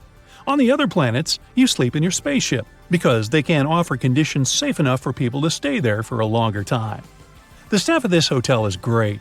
They got used to tourists because Mars is the most visited location in our solar system. The food there is great, and you can't wait to eat it and get some sleep. The next day, you wake up at dawn to get ready for some skiing with your group. Days on Mars are approximately the same length as they are on Earth.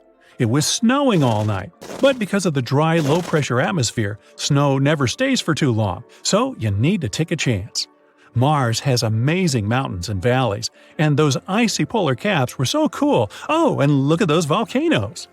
The next day, a small aircraft specially designed to transfer you across the planet comes and picks you up for a day trip to Olympus Mons, the biggest volcano in our solar system.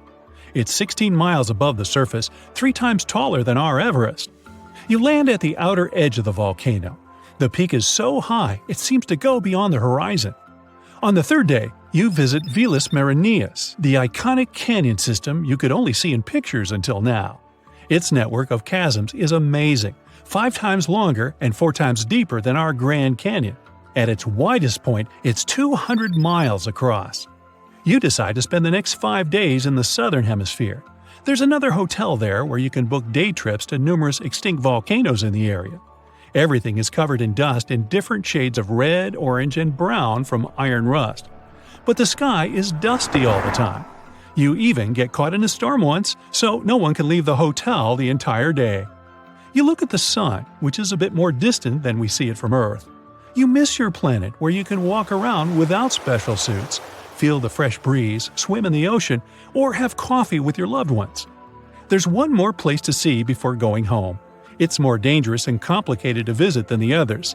Cygnus constellation Kepler 16b, a planet that orbits 2 stars and actually has 2 sunsets, so you'll have 2 shadows. The planet is made of gas and rock, so it's going to be tricky to land. But the new adventure is waiting, and time to set off. The stage is set. You're in the spotlight, and everyone is looking at you. The piano's glossy texture shines brightly in the light. You lay your fingers on the keys and start playing. Since you have 20 fingers on each hand, you can hit multiple notes and make the sound richer. Each piano chord can have extra octaves and additional notes now with 40 fingers on the piano. After you finish, everyone stands up and claps for you. The sound of clapping is so loud since the palms are huge to fit 20 fingers on each hand. Now you're in a boat in the middle of a lake, ready to go for a swim. Your friend pushes you in and races you to the shore. Since you both have 20 fingers and toes on each limb, it's easy to swim and paddle.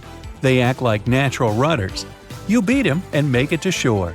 After that, you swim back to the boat, paddling with your hands and feet. After swimming, you go for a hike and notice a nice wall to scale. You get your gear ready and place each large palm on a nice fitting rock. Your grip is tight and you hang on to many different rocks that aren't the typical size of a 10-fingered rock. You manage to climb to the top and see the breathtaking view of the countryside. An iron suit and a confident smile. Yup, you're ready to nail that interview. You walk into the building like you own it and wait for someone to escort you to the CEO's office. Everyone notices your confidence and smart look. You're called in for your interview. You unleash your disarming smile and pop your suit up. You enter the room and extend it for a sturdy handshake. With 20 fingers, you release a pressurized grip that leaves the CEO impressed and eager to know more about you. You leave the building gleaming with a winner's attitude, and it's not long before they call you back for another interview. Okay, you've got this. 20 grocery bags in the trunk of your car and 1 trip. The road is long and has lots of curves and hills. You stretch your fingers and crack your knuckles. You plan out the weight distribution so you can have it evenly divided on each hand. With 20 fingers, you grip different bags and hold 10 on each hand. It's heavy, but hey, think of it as a leg and shoulder workout. You take them out of your trunk and make it quickly across the plain all the way to your house. Success! In 1 trip, you managed to get all the bags except 1. Oh wait, never mind. You put the bag inside another bag before you left. But you do need to go back to your car and close the trunk. After a long day at work, you need to meet up with a friend you haven't seen in a long time, and you've been working way too hard today. On the way, you see a nail salon. You hop in for a quick manicure. But with 20 fingers on each hand, it's like doing a treatment for 2 people. Time is ticking, and you only have 1 hand done. Your friend calls you and tells you that she's waiting for you at the coffee shop. On to your next hand. After a while, you finish and rush to meet your friend. You're late, but at least you look good. You're attending a new tech launch with dozens of people showcasing all the new products. Many of the phones are slightly larger than phones suited for 10 fingers and 2-handed people. The phones are large enough to be considered mini tablets. You pick up a sample phone and click away. Since you've got 4 thumbs, typing on the keyboard is smooth and easy. The screen is long enough to be supported by the rest of your fingers on each hand. You move over to the computers and see something interesting that catches your eye. A laptop with a wide keyboard for your fingers to type effortlessly. You open a file and type away. You're surprised at how easy it is to write a quick document.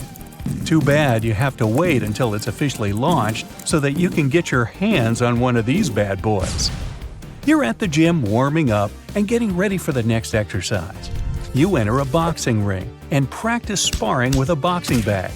Since you have 20 fingers on each hand, each fist you lay on it is stronger and louder than with a regular 10-finger fist. After each punch, you stretch your body and continue sparring. You move on to other exercises to get ready for the big day. You're in the forest practicing your bow and arrow aim. You line up 2 cans side by side, and another 2 cans side by side. You take your bow and extend it backwards with 10 fingers on each hand. You place 2 arrows neatly and let loose. You strike both cans with ease. Now, let's up the ante by adding 4 cans next to each other. You turn your bow sideways and retract the arrows until there's enough pressure to release. You pull back and let the arrows fly off. Another success! You knock out 4 cans without breaking a sweat. If you have 20 fingers on each hand, then you'll need at least 7 or 8 bullseye targets next to each other. The bows will be long, but keeping a good aim won't be so easy. After much concentration, you release the arrows and hit all of them right in the middle. Having 50 fingers on each hand will alter the way you look and walk. Your hands will be heavy, so you'll need a powerful set of arms to keep balance and support your fingers. Everything will be large, including your phone and laptop. A guitar will be designed to accommodate the number of fingers that can play around the fretboard. If a regular guitar has 6 strings on the neck, then these monster guitars can have an easy 30 to 40. The music won't be limited to human design and can achieve so much more. Every musical instrument can be designed to suit the current physical conditions, like having 50 fingers on each hand, like a trumpet, piano, harp, and saxophone. A 3-piece band will sound like an orchestra, and an orchestra will sound like, well, 5 orchestras. You're chilling at home playing some video games with your friend. Each control is the size of a coffee table. A hand that can support 50 fingers on each hand is no joke, so a controller is supported by a little stand pinned to the ground. There are so many buttons and pad controls that it's easy to get lost just by looking at it. You're playing a game of soccer while controlling each player in the game individually. With such power to move and coordinate 100 fingers in total, your brain is larger than average, and your multitasking skills are on point. In the end, you beat him. And after a rematch, he beats you. In the third game, you both hit a stalemate. You prepare a high five and slap his 50-finger palm with yours, producing sound waves that reach your neighbors across the street. A lot of fingers on each hand means that tangible and ergonomic things have to be a lot bigger than average. Going to a jewelry shop is a headache since you have to find the right ring that fits any of the 50 fingers on each hand. Producing any glove is a multi-billion-dollar industry, since each glove costs so much to make. Drawing is also a challenge, since holding a regular-sized pen isn't easy to simply draw something. Each pen and stationery equipment are 10 times bigger than what we have today, and also cost a lot more to make than regular-sized pens. Glasses of water are longer or fatter, so that you can properly grip them. The hand is a lot bigger, and the fingers go around the palm and resemble a sunflower. If you're hot, you can fan yourself with your hand instead of a regular fan. It'll be easier to scoop up some sand if you're building a sandcastle at the beach. With so much more space in your hand, you can make sandballs and create a mega-sized castle super fast. And if you're playing a game of snowballs, then get ready to have cannonballs instead of normal-sized snowballs. Oh, that gets smart. Have you ever wondered why all planets are perfectly round? And what if these celestial bodies decided to break the rules and change their shape? Would we end up with square planets, triangular moons, or maybe even intergalactic shapes we can't even imagine? Well, let's find out. So how do planets form in the first place? The universe is filled with swirling clouds of dust and gas. These clouds, called molecular clouds, consist of various elements and compounds such as hydrogen, helium, carbon, oxygen, and so on. They're like a cosmic kitchen filled with the ingredients needed to cook up some brand new planets. The first step in the recipe for planetary formation is called the accretion theory. Let's say that something happens that causes gravitational instability, like a supernova goes off nearby or something. This pushes the gas and dust in the cloud and causes them to come together. Because of gravity, these particles start falling toward a central point. They become more tightly packed together, like when you squeeze a ball in your hand. And eventually, they're squeezed so hard that the cloud starts to flatten into a disc shape. Kind of like when you mix flour and water to make pizza dough. This disk is called a protoplanetary disk. It's also spinning because the cloud's particles had some rotation to begin with. Now, imagine these tiny dust particles and gas molecules dancing around in the disk. Sometimes they bump into each other, and when they do, they stick together like Velcro. These little clumps of dust and gas are called planetesimals. They're the building blocks of planets. And as the planetesimals continued to collide and merge, they grew larger and larger, forming protoplanets. The protoplanets were getting serious about their size, and their gravity became stronger. Some of them got so massive that they became the grand masters of their cosmic neighborhoods, the planets we know and love. Each planet had its own unique recipe of gases, rocks, and sometimes even water. But why do the planets look like spheres? Well, it's all because of gravity. Let's go back to our protoplanets. Imagine you're squeezing a balloon with your hands. The air inside of the balloon pushes back, creating pressure. Something similar happens with planets. Gravity squeezes its material inward, pulling in towards the center. And since gravity acts equally in all directions, it pulls material from all sides toward the center of mass, resulting in a sphere-like shape. And that material pushes back with pressure, resisting the force of gravity. In the end, they both find a sweet spot where they balance each other out. It's called hydrostatic equilibrium, a fancy term that means everything inside a planet is in balance. But that's not all. Another thing that makes the planet spherical is their rotation. Think about a ball of Play-Doh or something like that. Imagine you spin it rapidly. The material starts to push outward, making the Play-Doh bulge at the equator and flatten at the poles. The same thing happens to planets. As they spin on their axes, the combination of gravity and rotation pushes the material outward, making the planet bulge at the equator. They low-key want to become disks again. However, gravity doesn't want any lumpy planets. It wants them to be nice and round, so it keeps pulling on the material, trying to make everything as compact as possible. Eventually, gravity wins, and the planet settles into a spherical shape. Let's take some examples from our planetary playlist. Jupiter, the giant of the solar system, loves to show off its oblateness. It spins so fast that it becomes noticeably squished at the poles and chubby in the middle. It's like a spinning top with a cute belly. Saturn, the ringed wonder, also joins the oblate party. It spins around with its beautiful rings, and its oblateness is even more pronounced than Jupiter's. These examples show how rotation can give planets a unique shape. They go from being perfectly round to having a delightful bulge around the middle. It's like cosmic pottery, where the spinning motion creates a playful and distinct shape. So now you know why the planets are round. But what's more interesting is, what if they weren't? What if they were, let's say, cubical, or even triangular? Well, let's see.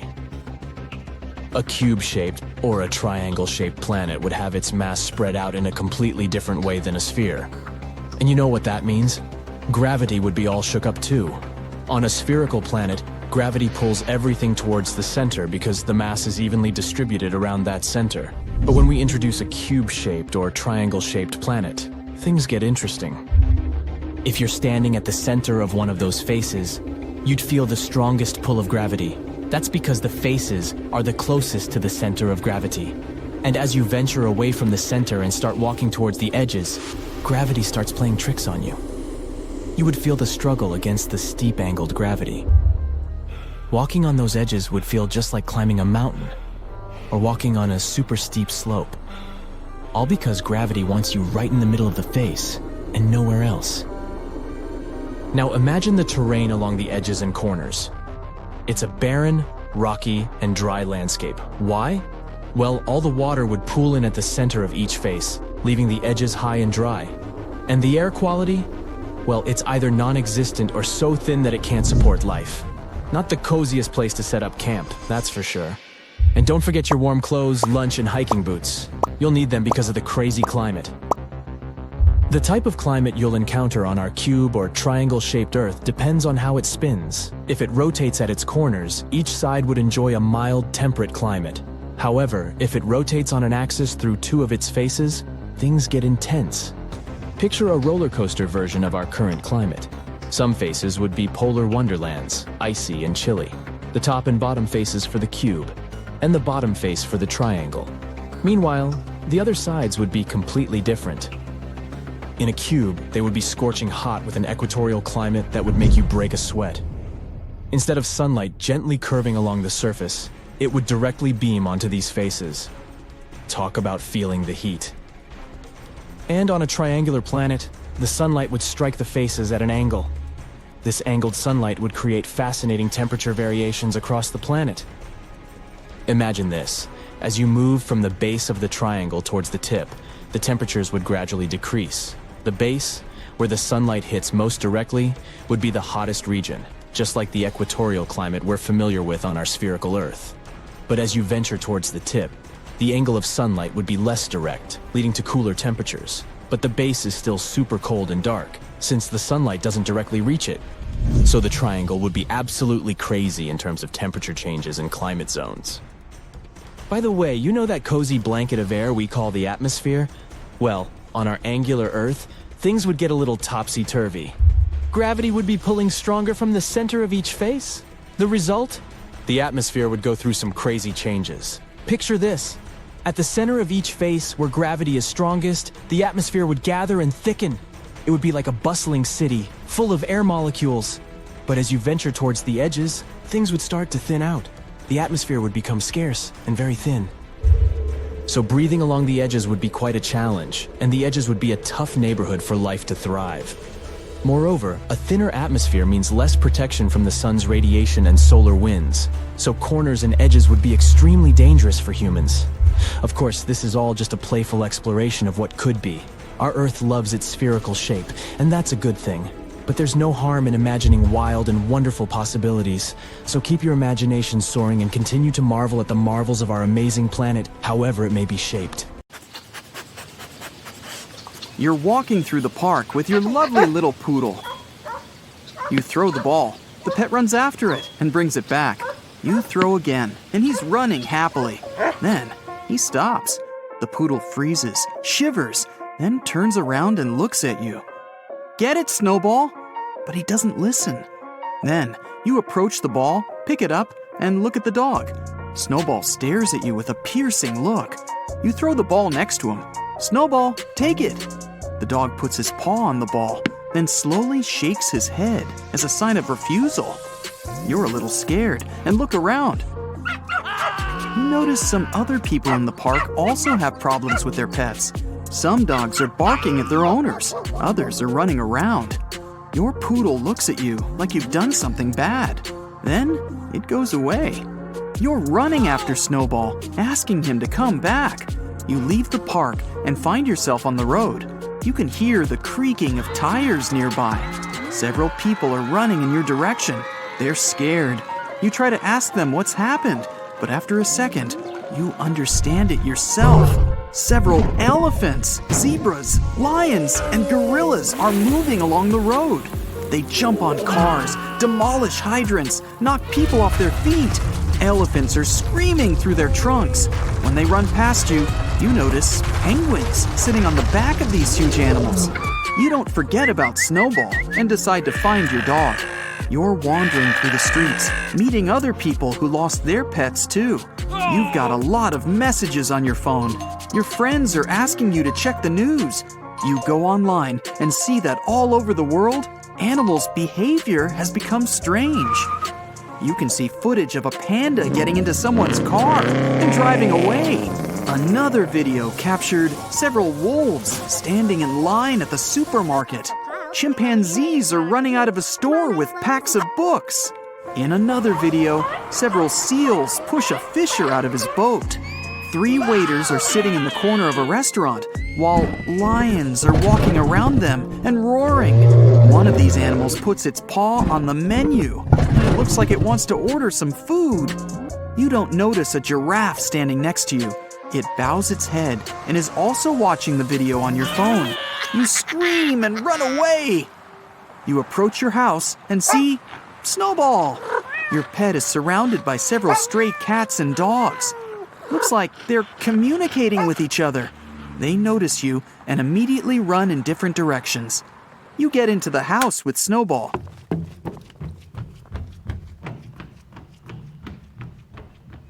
Cook your lunch and pour dry food into his bowl. Snowball refuses to eat those crunchy meatballs. He points his paw at your plate and jumps on a chair and waits for you to serve him a normal meal. It's all strange, but you give him your food and sit down next to the dog. After lunch, the dog runs into the living room and sits near the wardrobe. You open it. Snowball points at the second shelf with his nose. There's some blank paper there. You put one sheet on the floor. Snowball jumps onto the table and takes a pen with his mouth. The dog's holding it with his teeth and drawing something on the paper. After 5 minutes, you look at the drawing and realize that it's a crooked, incomprehensible inscription. And it says, "From now, I understand everything." You look at the poodle, and he nods. From this moment on, the lives of all people on the planet are changing. Your pet isn't the only one who has become sentient. All the mammals in the world are now as intelligent as humans. Dogs no longer walk the streets on leashes. Many pets run away from their owners and never come back. Others stay in houses and apartments, but only under certain conditions. Any pet has to eat the same food as their owner, sleep on a separate bed, choose TV shows to watch, and walk out when they want. Scientists around the world offer animals a chance to pass intelligence tests. Zebras pound out some famous melodies with their hooves. Gorillas are excellent at drawing and writing. Bulls draw geometric shapes on the sand with their horns. As soon as people realize the animals are smart, they decide to release all the mammals from captivity. Pigs, sheep, cows, and other farm animals escape from farms and pastures. They want to be free. Meat products are disappearing from all stores. Milk production slows down because not every cow wants to share it with people. Animals get freedom, but it isn't enough. They want to say something important, but they can't because their vocal cords are not capable of it. To solve this problem, scientists create a collar that reads an animal's brain activity and turns their thoughts into words. Now mammals can speak with robot voices. 1 million wild and domestic animals come out of forests and the jungle all around the world. Reporters gather around them with cameras. A llama with a collar approaches the microphone. It declares the planet belongs not only to people, but to animals as well. From now on, people are prohibited from harming nature. If they violate the agreement, the animals will begin to take over the cities. A 500-page act is signed. The terms of the agreement are written in detail. Some of the animals move to the forests and jungles, but some mammals want to live in a comfortable urban environment. Several years pass. Animals and people are getting used to a new way of life. Every mammal living with humans now wears a speech collar. This allows them not only to communicate with humans, but also to become full-fledged society members. Now you can see wolves delivering mail on the streets. Antelopes work as track and field coaches. Orangutans work as librarians. One bat becomes a popular DJ and makes the best techno parties. People have learned a lot about animals thanks to the collars. It turns out that bulls are mannered, gallant gentlemen who don't like aggression and fights. Lions admit they love popularity. They want to be actors, writers, and musical artists. Bears are the laziest creatures on earth. It turns out they can't stand hunting and enjoy sleeping. That's why their winter hibernation lasts for months. Lemurs and jerboas are worried about the future of the planet. They work as politicians and hold the positions of CEOs in many large IT companies. But cats have surprised people most of all. It turns out they have always been intelligent. They just didn't tell us about it because they've been living well enough. Since ancient times, cats have been highly respected in many countries. They stay at houses all day, relax, and bask in the sun. People love them and give them food. It's a great life. When they got collars, They said they didn't want to change anything. Famous fashion houses hire animals as models. You can see lions, gorillas, elephants, lemurs, and koalas in stylish outfits on the covers of magazines. Whales and dolphins are mammals too. They've also become intelligent, but their way of life hasn't changed much. They still like to swim in the seas and oceans. One day, people decided to interview a blue whale, the biggest mammal in the world. The whale said that two things are important in this world: clean water and the ability to communicate at low frequencies with other whales. And be careful with animals that came here from another planet. Then the whale simply swam away instead of answering the question of what it just meant. Over time, people realized that animal intelligence develops faster than that of humans. They build unique exosuits that allow working with their paws like people. A roe deer gets in the exosuit and builds structures with the help of mechanical hands instead of hooves. Using modern technologies, some animals create comfortable houses in the forests. They also install video cameras on trees to monitor people who decide to chop some wood. Then the animals invent their own language. Now they can communicate with each other without callers, using gestures, sounds, and smells. 100 years later, a group of deer and sheep create their own company to conquer space. Mammals send the first rockets into space and colonize Mars with people.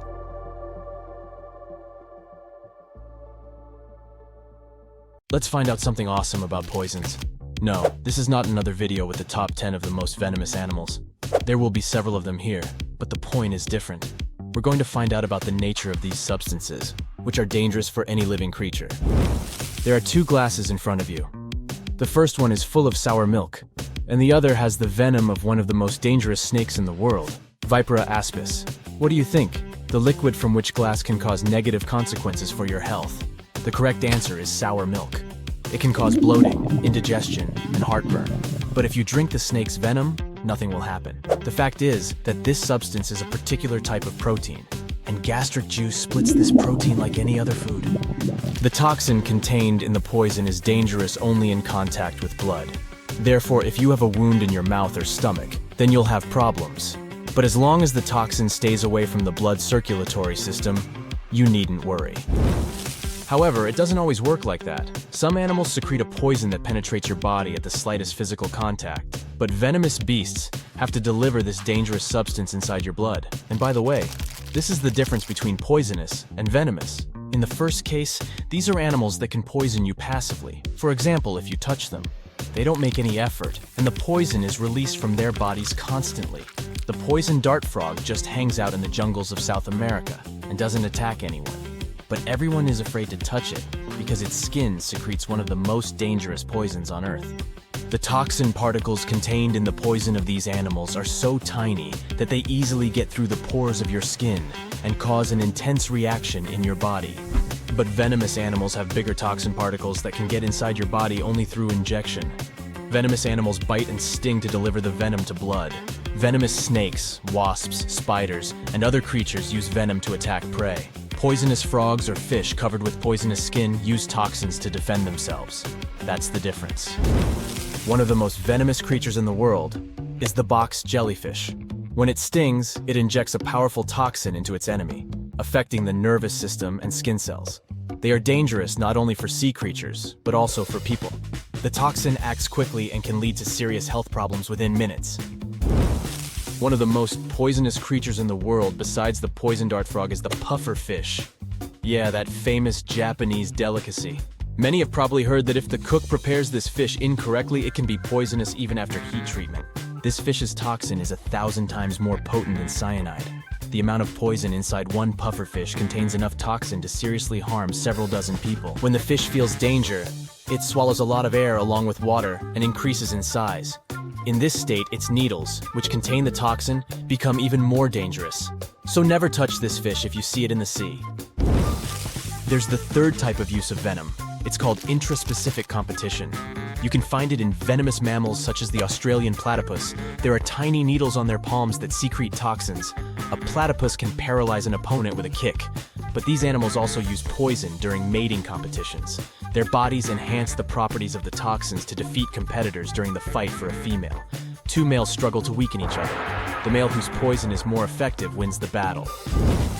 Some animals have to bite and sting to use venom, while others just wait for someone else's touch. But what about this little creature that releases its poison like a dart? Meet the cone snail.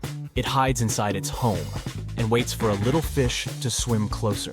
Then it releases a toxic harpoon from its proboscis and paralyzes the fish. Then the snail swallows the prey whole, like an anaconda. The venom of this small animal is also dangerous for humans as it causes severe problems with breathing, vision, and other issues.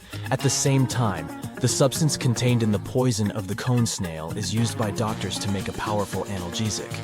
And this is not the only case when animal venom is used in medicine.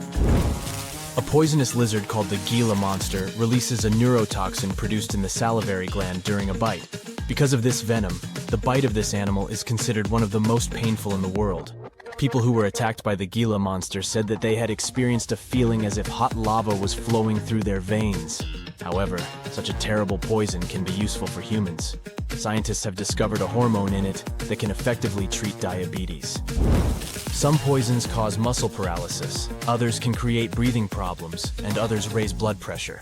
But why are they all different? Well, all these differences depend on the prey that venomous animals hunt.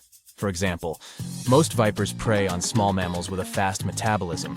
Therefore, reptiles have developed venom that disrupts blood clotting, resulting in a fast-running hare quickly losing control of its body. However, for cold-blooded animals, such a stratagem would be less effective. That's why some types of cobras produce neurotoxic venom that can stop the transmission inside the nervous system. Such a substance effectively strikes the organisms of cold-blooded creatures. All this suggests that venomous and poisonous creatures adapt their toxins depending on their habitat. That's why venoms of the same species can differ so much. If a viper bit you in one region of a large country, an antidote from another region might not help you. In places with more complex conditions for survival, snakes can develop more dangerous venom to repel enemy attacks or catch fast prey. But this principle also works the other way around. Put a group of snakes in an environment where they can easily catch food and don't have to defend themselves from other animals. This type of snake may eventually become non-venomous. This is because producing venom is a complicated process that requires a lot of energy and resources from the organism. And if the conditions don't require using this substance, then snakes will stop producing it. This happened with sea snakes. They are some of the most venomous animals on Earth that hunt fish at the bottom of the sea. Since their prey was much faster than them, they had to develop a strong venom that would quickly paralyze fish. But one of sea snake species stopped getting food this way. Instead of hunting fish, they began to eat fish eggs. This prey doesn't run away, so snakes don't need venom anymore. Eventually, they stopped producing it. How many animals on the planet do you think are poisonous and venomous? According to scientists' calculations, about 15 to 20%. But most likely, this number is much higher because people haven't fully studied all the biodiversity of such creatures. Interestingly, almost every species of animal has a poisonous or venomous kind. Even among mammals, the platypus is not the only venomous creature. The slow loris seems like a cute, harmless animal. Still, this primate from Southeast Asia secretes venom from its teeth during a bite. Also, some species of shrews produce venom in the same way to paralyze their prey, and vampire bats are the only poisonous flying mammals in the whole world. Okay, we have a large number of poisonous and venomous animals today, but what about the past? Many scientists believe that millions of years ago, venomous dinosaurs walked the Earth. Some studies have confirmed this hypothesis. The venomous glands and tissues of these formidable reptiles haven't survived to our times. But in the teeth of some dinosaurs, scientists found small gaps that modern venomous snakes and lizards have. It's possible that prehistoric monsters also used these holes to secrete venom through them. You're sitting in a car in a space shopping mall parking lot.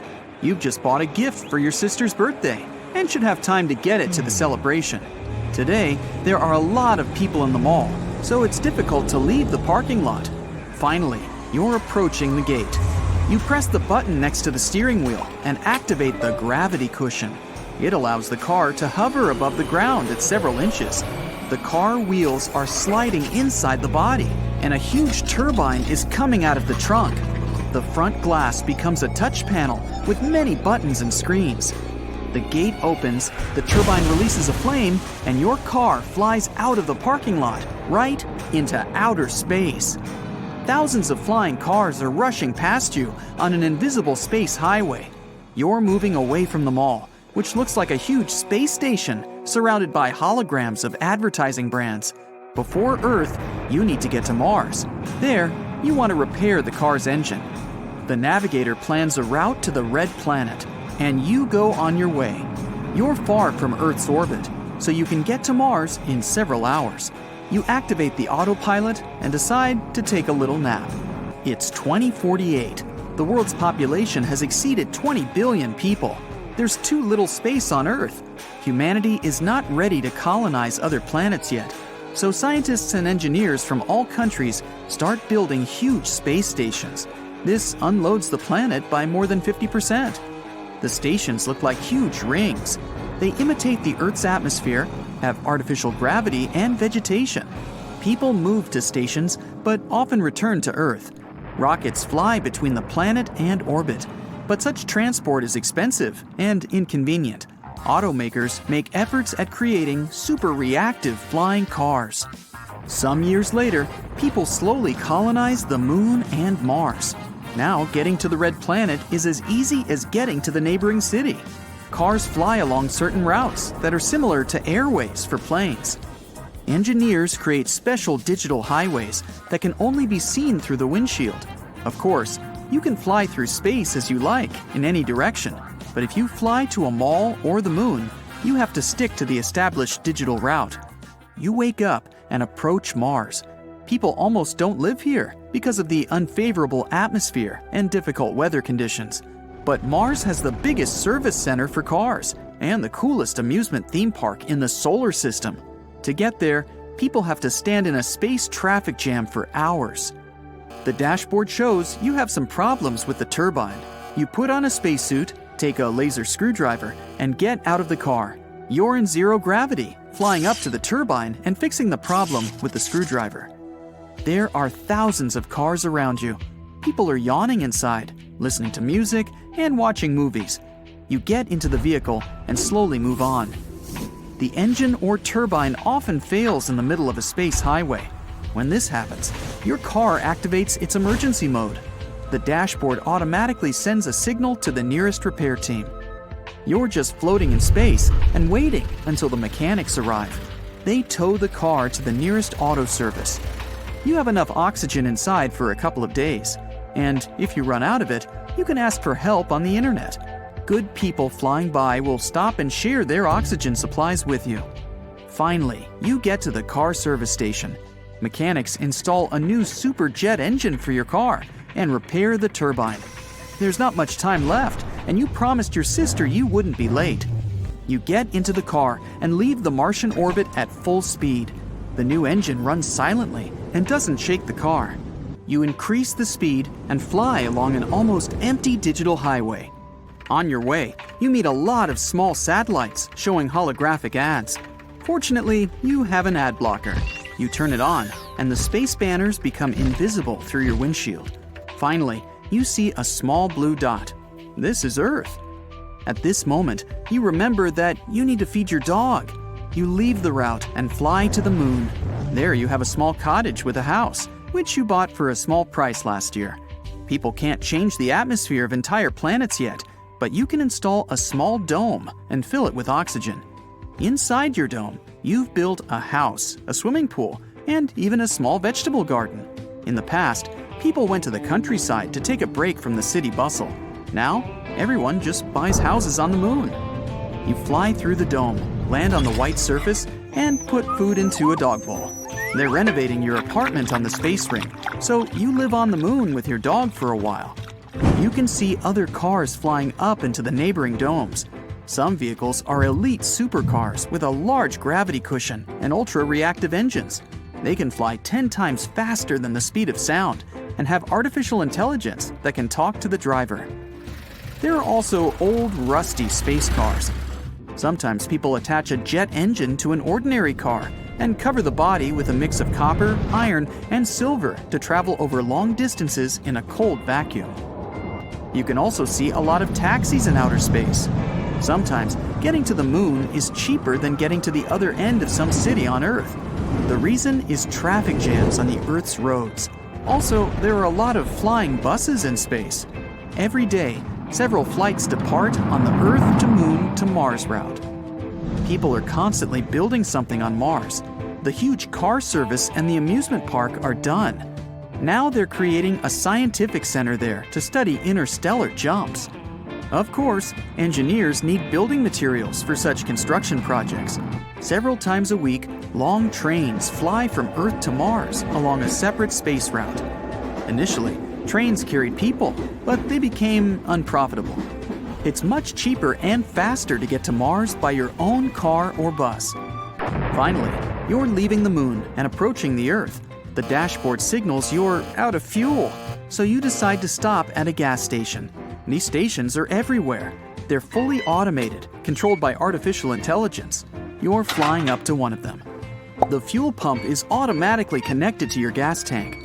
The super-reactive engine consumes improved rocket fuel instead of gas. You transfer money to the station through the touch panel and fly away. Hundreds of digital space highways lead to Earth, and every road is filled with cars. Traffic jams again.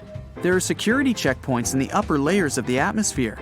Customs services check documents and car trunks. While standing in traffic, you're watching garbage trucks. A lot of space debris is floating around. Slow-flying trucks controlled by artificial intelligence collect garbage in huge containers. Then, they fly away from Earth's orbit and unhook the containers. These garbage cans have little turbines that let containers fly far beyond our solar system. Then, they heat up and burn all the garbage from the inside. Finally, you pass all the checkpoints and fly into the middle layers of the atmosphere. Our planet looks like a huge cyberpunk world, but only lighter and more beautiful. Huge cars disperse the clouds to improve visibility. Firefighter flying ships are coming to one of the stations where a fire started. You encounter hundreds of gas stations, air hotels, cinemas, and shopping malls in the sky before you reach the ground. You're approaching a parking building. This is an 80-story skyscraper filled with cars. People leave their vehicles and use elevators to go down. Fortunately, there's a place near your sister's house where you can park your car. You land, put your hand on the passenger seat to take the gift, and oh no! It looks like you left it on the moon. You're living the dream, vacationing across the Americas. One fine day, you stop by a food vendor and order a delicious empanada. It's so crunchy and yummy, and oh no, what is that? As you can only identify half of a cockroach's body. This means that the other half is now swimming its way down your digestive system. Now what? Does this mean you'll turn into a similar insect-like creature in that famous Kafka book? Nah. Unfortunately, you won't live through any metamorphosis. Let's see what happens to that poor little insect. First of all, if you haven't missed school, you know that digestion starts at the mouth. Saliva contains a lot of special enzymes that help digest the starches in your food. In other words, saliva is acidic and starts to break that roach down. So probably if it was alive, it began to pass away right then and there. This means that by the time it makes it to your stomach, it's most likely gone for good. Contrary to your biggest fear, it will not start walking around in your tummy. You see, your experience with this insect has been terrible so far. You've seen this little dude eating the pages of your favorite books. You've seen it squeeze its way in tiny holes when you tried going after it. And you've seen it coming in and out of sewers like it's their playground. So it's normal for you to think, oh no, will I get sick? Hopefully not. I like to think that since you swallowed such a small piece of it, your immune system will probably take care of it without any big damage to your body. But there is a chance that you'll get similar symptoms to when you have the flu. Apparently, cockroaches contain a specific type of protein in their bodies that can give people allergies. It could affect your respiratory system, so you'd find yourself having stuff like a runny nose, an itchy throat, some random rashes, and so on. Since you're a natural truth seeker, while that cockroach is being digested in your intestines, you decide to become the world's next cockroach expert. Surprisingly, this does take the edge off.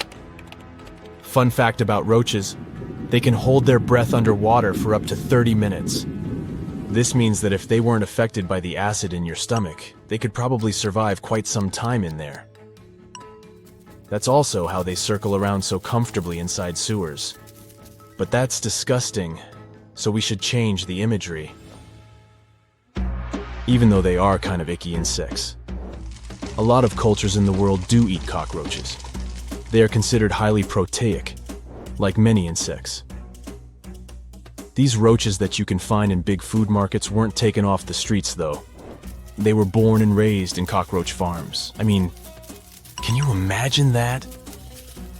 They're popular because they're cheap, and they can be raised in pretty large quantities at once. On a brighter note, did you know that if you actually did swallow a cockroach, it would be like swallowing a dinosaur? I mean, they're not technically dinosaurs, but roaches were the first and only creatures to be discovered living in caves, before the dinosaurs were wiped out some 60 million years ago. So next time someone asks you what your favorite meal is, maybe you can say, "That prehistoric empanada I had once when I was traveling the world." After a few hours, you're looking at your experience from a different point of view. Who knew you wouldn't be traumatized by swallowing a live cockroach, but rather, you'd want to get more intimate with them as a species. Walking down the street, you see some roaches circling around and even decide to name them. That one is Anchor, for example, and it's a baby cockroach. You recently discovered that a one-day-old cockroach can already run as fast as its parents. And gasp, but there are over 4,000 different species of cockroaches worldwide. Who would have known? You post all about your emotional journey with roaches on social media, and a lot of people seem to have an opinion on what might happen to you. They were all wrong, though. It's been over 8 hours already, and that half of a cockroach you ate has probably already been absorbed by your body. That's when your phone rings, and Peter, a close friend of yours, is panicking on the other end of the line. "Man, I was taking a nap with my mouth open and I think I just swallowed a whole spider." And no, unfortunately, the outcome of this story is not him becoming the next Spider-Man.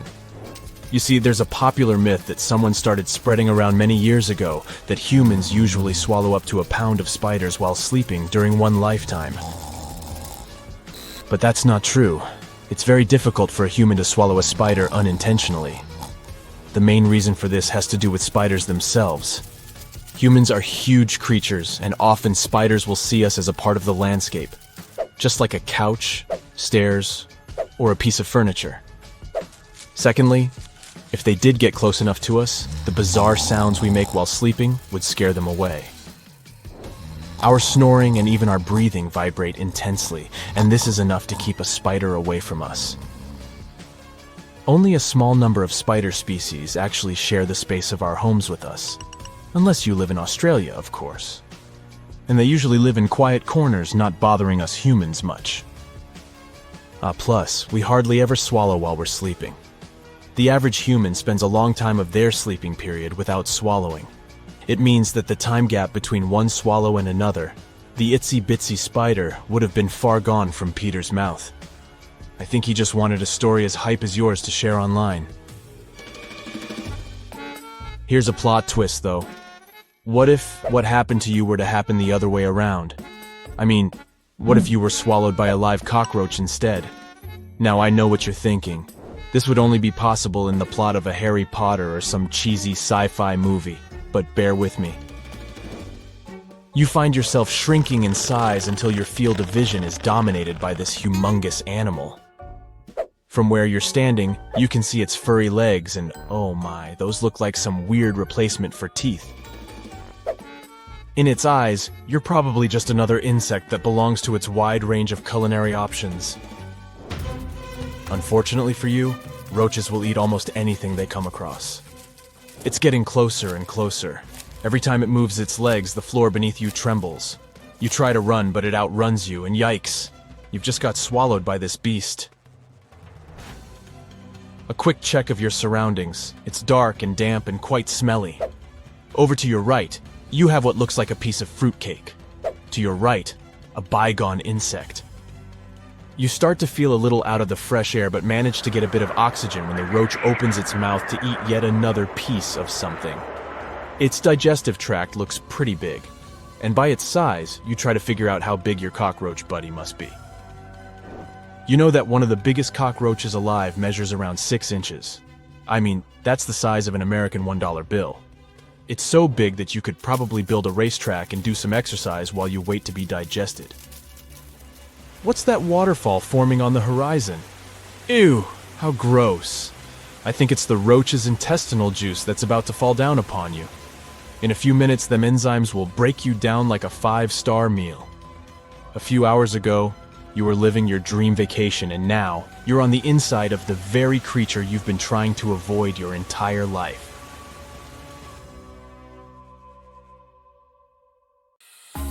Try to imagine what it would be like if you woke up one day and everything around you was pink. And I mean literally, not just having a think pink vibe. Everything from your walls to your bed, desk, armchair, and even the clothes you wear would be rosy. Would you be able to live in such a world for a whole week? Your first thought might be, is there something wrong with my eyes? For most people, the answer is no.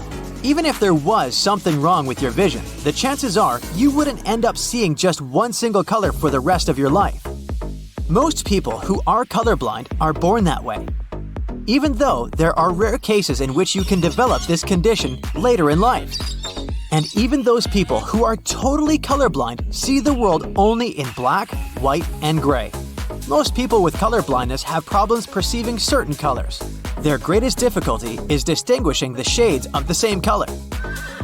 But let's get back to our pink world, shall we? Is pink a special color for our brain? When you think about pink objects, you most likely associate them with emotions like love and kindness. In some cases, looking at the color pink for longer periods of time can actually make people feel more agitated. In sports, teams have been known to paint the opposing team's locker room pink in an attempt to decrease their energy and performance. This tactic was implemented by an American coach who believed the all-pink room would mess with the minds of the opposing teams. What if I told you that this specific shade of pink you woke up to had special powers, though? In the 1970s, a scientist named Alexander Schaus found a color that made people feel calm and relaxed. After lots of experiments to test the effects of different colors on people's behavior, he found this specific color which he named the Schaus pink. His study showed that when people looked at a bright color, they lost strength in their muscles. But when they looked at the color blue, their strength returned to normal. The researcher talked about this in public lectures and even showed it on TV. He invited a bodybuilder and concluded that they could not do a single bicep curl after staring at the pink color. Schaus was so sure of his discovery that he even suggested that prisons should paint holding cells pink to calm people down. 2 officers at a U.S. prison tested this idea by painting one holding cell pink and found that some inmates became calmer after being in the pink cell for 15 minutes. In any case, Schaus's original research hasn't been proven to be true by the following studies, but that doesn't mean you can't test it out for yourself. There's no way to tell how your brain might react to living in a pink world for a day, a week, or even a whole month. It all has to do with your previous experience with this color. If it was a happy one, you might actually like living in a pink environment. However, it may be hard on your eyes after a certain point. But we can't say that the colors we surround ourselves with don't affect us. Carl Jung, a famous Swiss psychoanalyst, developed a theory of color psychology, also known as Jungian color theory. He believed that each color meant something different somewhere in the back of our mind and had the power to reveal deeper thoughts. He thought that colors could be used to understand an individual's innermost thoughts and feelings. For example, he considered the color blue to be formal and precise, while green made people feel relaxed and patient. While looking at the color yellow, people became more sociable. And if you liked the color red, it meant you were competitive and strong-willed. Pink isn't the only color people have studied to see its effects on the brain. Let's take green for instance. Would you feel better living in a green world? Well, looking at this color can actually help you focus better.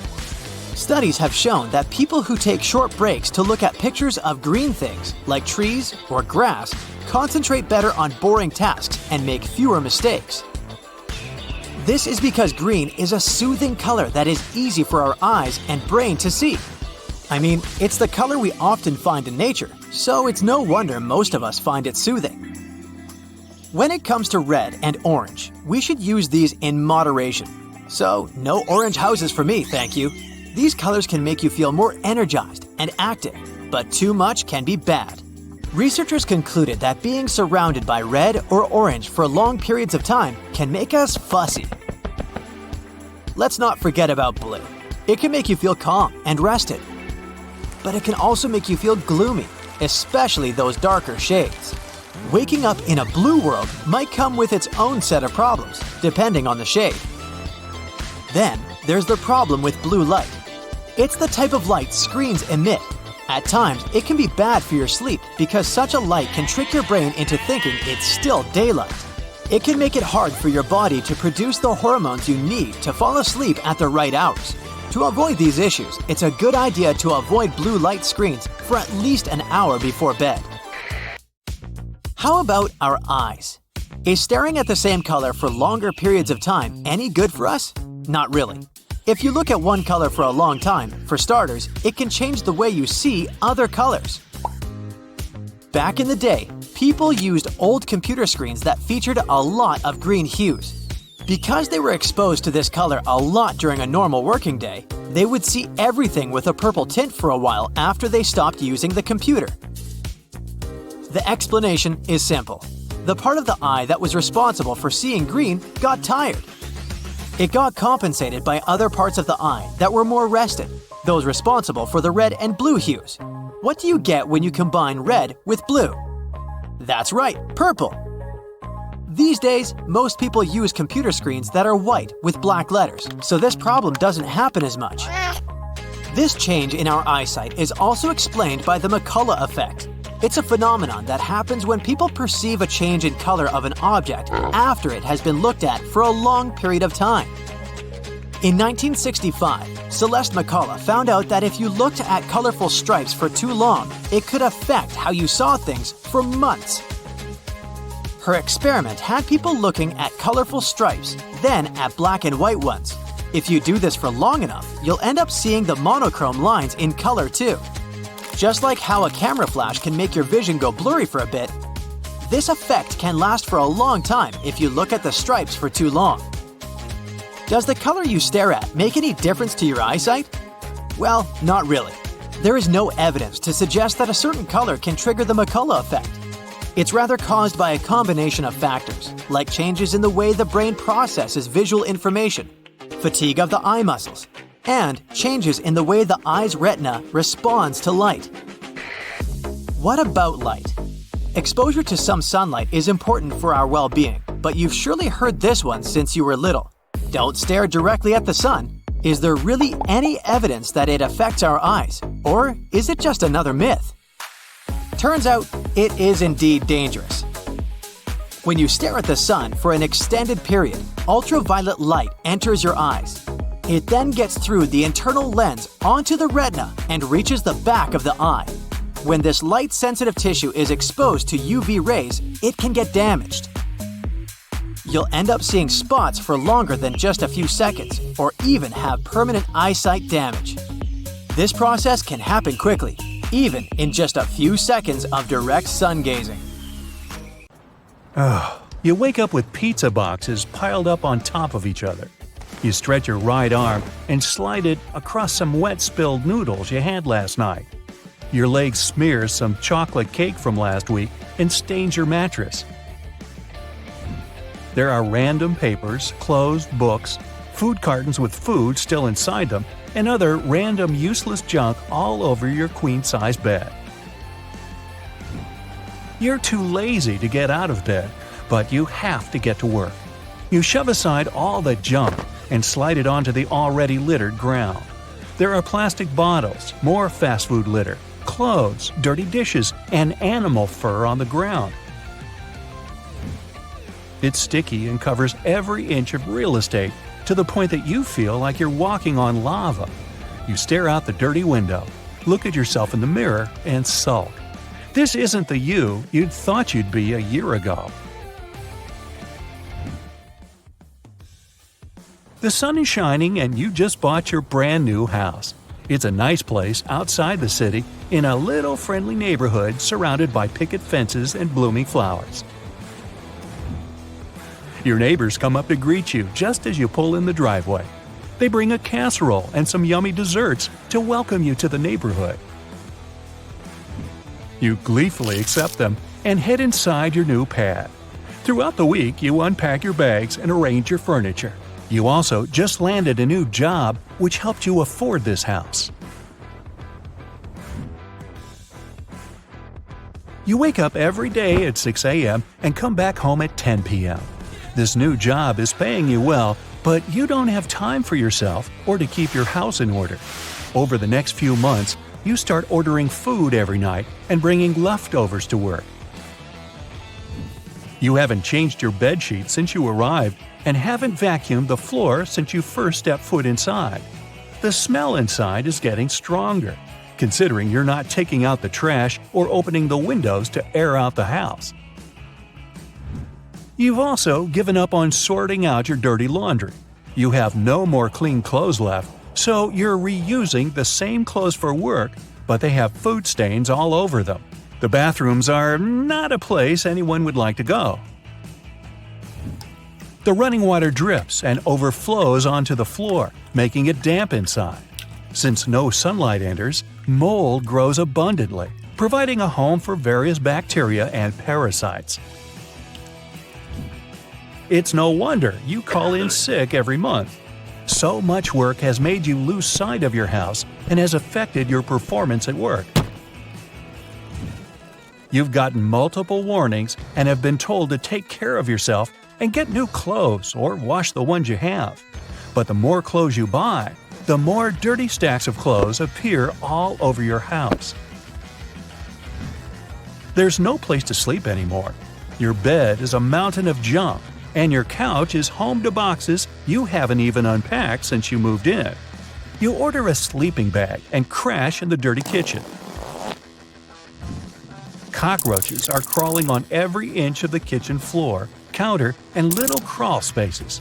Rats have chewed on most of the wooden furniture and created a network of underground tunnels for them to access every area of your house.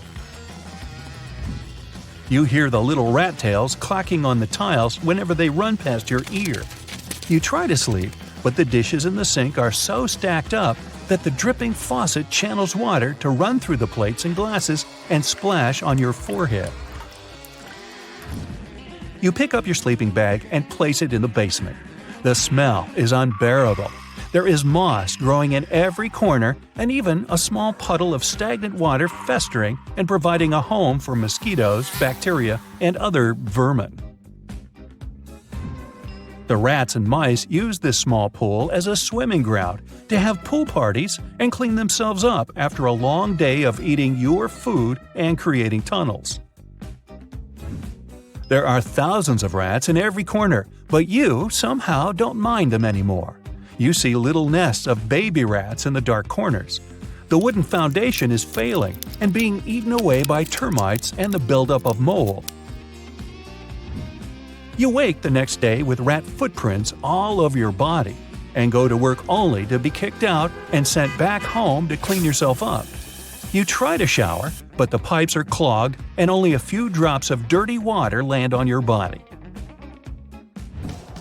You go to the backyard that has a dirt-filled patch where you were supposed to build a swimming pool, but didn't have time to follow up on it. You lay your sleeping bag on the dirt and try to find a garden hose to clean yourself. But rats have gnawed through the plastic, so it can't spray properly.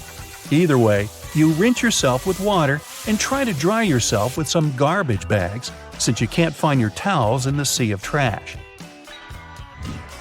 You go back inside to watch TV, which surprisingly still works. You clear some space on your couch and order pizza. You have a stack of pizza boxes stacked on top of each other, forming a makeshift coffee table, and you rest your legs on it. The pressure and weight of your legs allows some insects to scurry away that have been eating the leftover crusts and cheese. The doorbell rings and you get up and answer it. The delivery guy is already in his car driving away from the stench. They all know you by now. It's a good thing you paid online. You go back to watching the movie while seeing some more critters crawling all over your TV set. Hours pass, and you realize that you need to wake up early for work. You make some room to sleep, but scratch your head on some sharp object lying around the couch. Months pass. The neighbors stop talking to you, and even straight up ignore you. They avoid you every time you leave your house. Mostly, they gossip and comment on your house. All the pests that came from your house are spreading throughout the neighborhood. Pest control cars are driving in and out of the neighborhood, visiting a new house every day. Flies and maggots have settled your house to the point that it's impossible to walk around and not have some flies circling your face. Anyone who drives by the neighborhood knows that your house is the source of the infestation. Many more months pass, and your house is unrecognizable. It's impossible to see the floor, and the walls have scratches all over them. Rats have taken over and nibbled on just about everything. They've become your new friends when eating and even finish some leftovers for you. The basement is completely flooded, and the water is leaking out to the main road. Other creatures have sought shelter in your home, including stray cats and dogs, raccoons, possums, and even bats. You have broken glass all over the floor from the busted light bulbs, and your mattress has holes all over it. You wake up with pizza boxes stacked all over you, and then look at the mirror. It's your 1-year anniversary of moving in, and this isn't the life you imagined. Out the window, you see your neighbors selling their homes, with some already gone, including the one who welcomed you when you first moved in. You turn around and, as if for the first time, you finally see that your house is such a mess. You spot a picture of yourself hanging on the wall. You put it there when you first moved in. You decide to fix your house and clean it all up. You know it'll take weeks or months, but you skip work and begin by cleaning up your room. You get boxes of garbage bags and start stuffing trash inside. You buy 3 new vacuum cleaners and start collecting all the dust and debris that has collected over the past year. After a couple of hours, you have over 20 garbage bags outside your house waiting to be collected. The stains will need to be scrubbed away, and the destroyed furniture will need to be thrown out. After 2 months of hard work, you manage to get rid of all the trash you can find. It takes you another week to scrub the floors and walls and order new furniture to replace the broken, chewed-up ones. The biggest challenge is getting rid of the remaining pests and fixing the basement water problem. After making some phone calls, you get some pros to fix the water and get rid of the vermin. It takes you a total of 4 months to turn your place into a minty fresh pad to live in.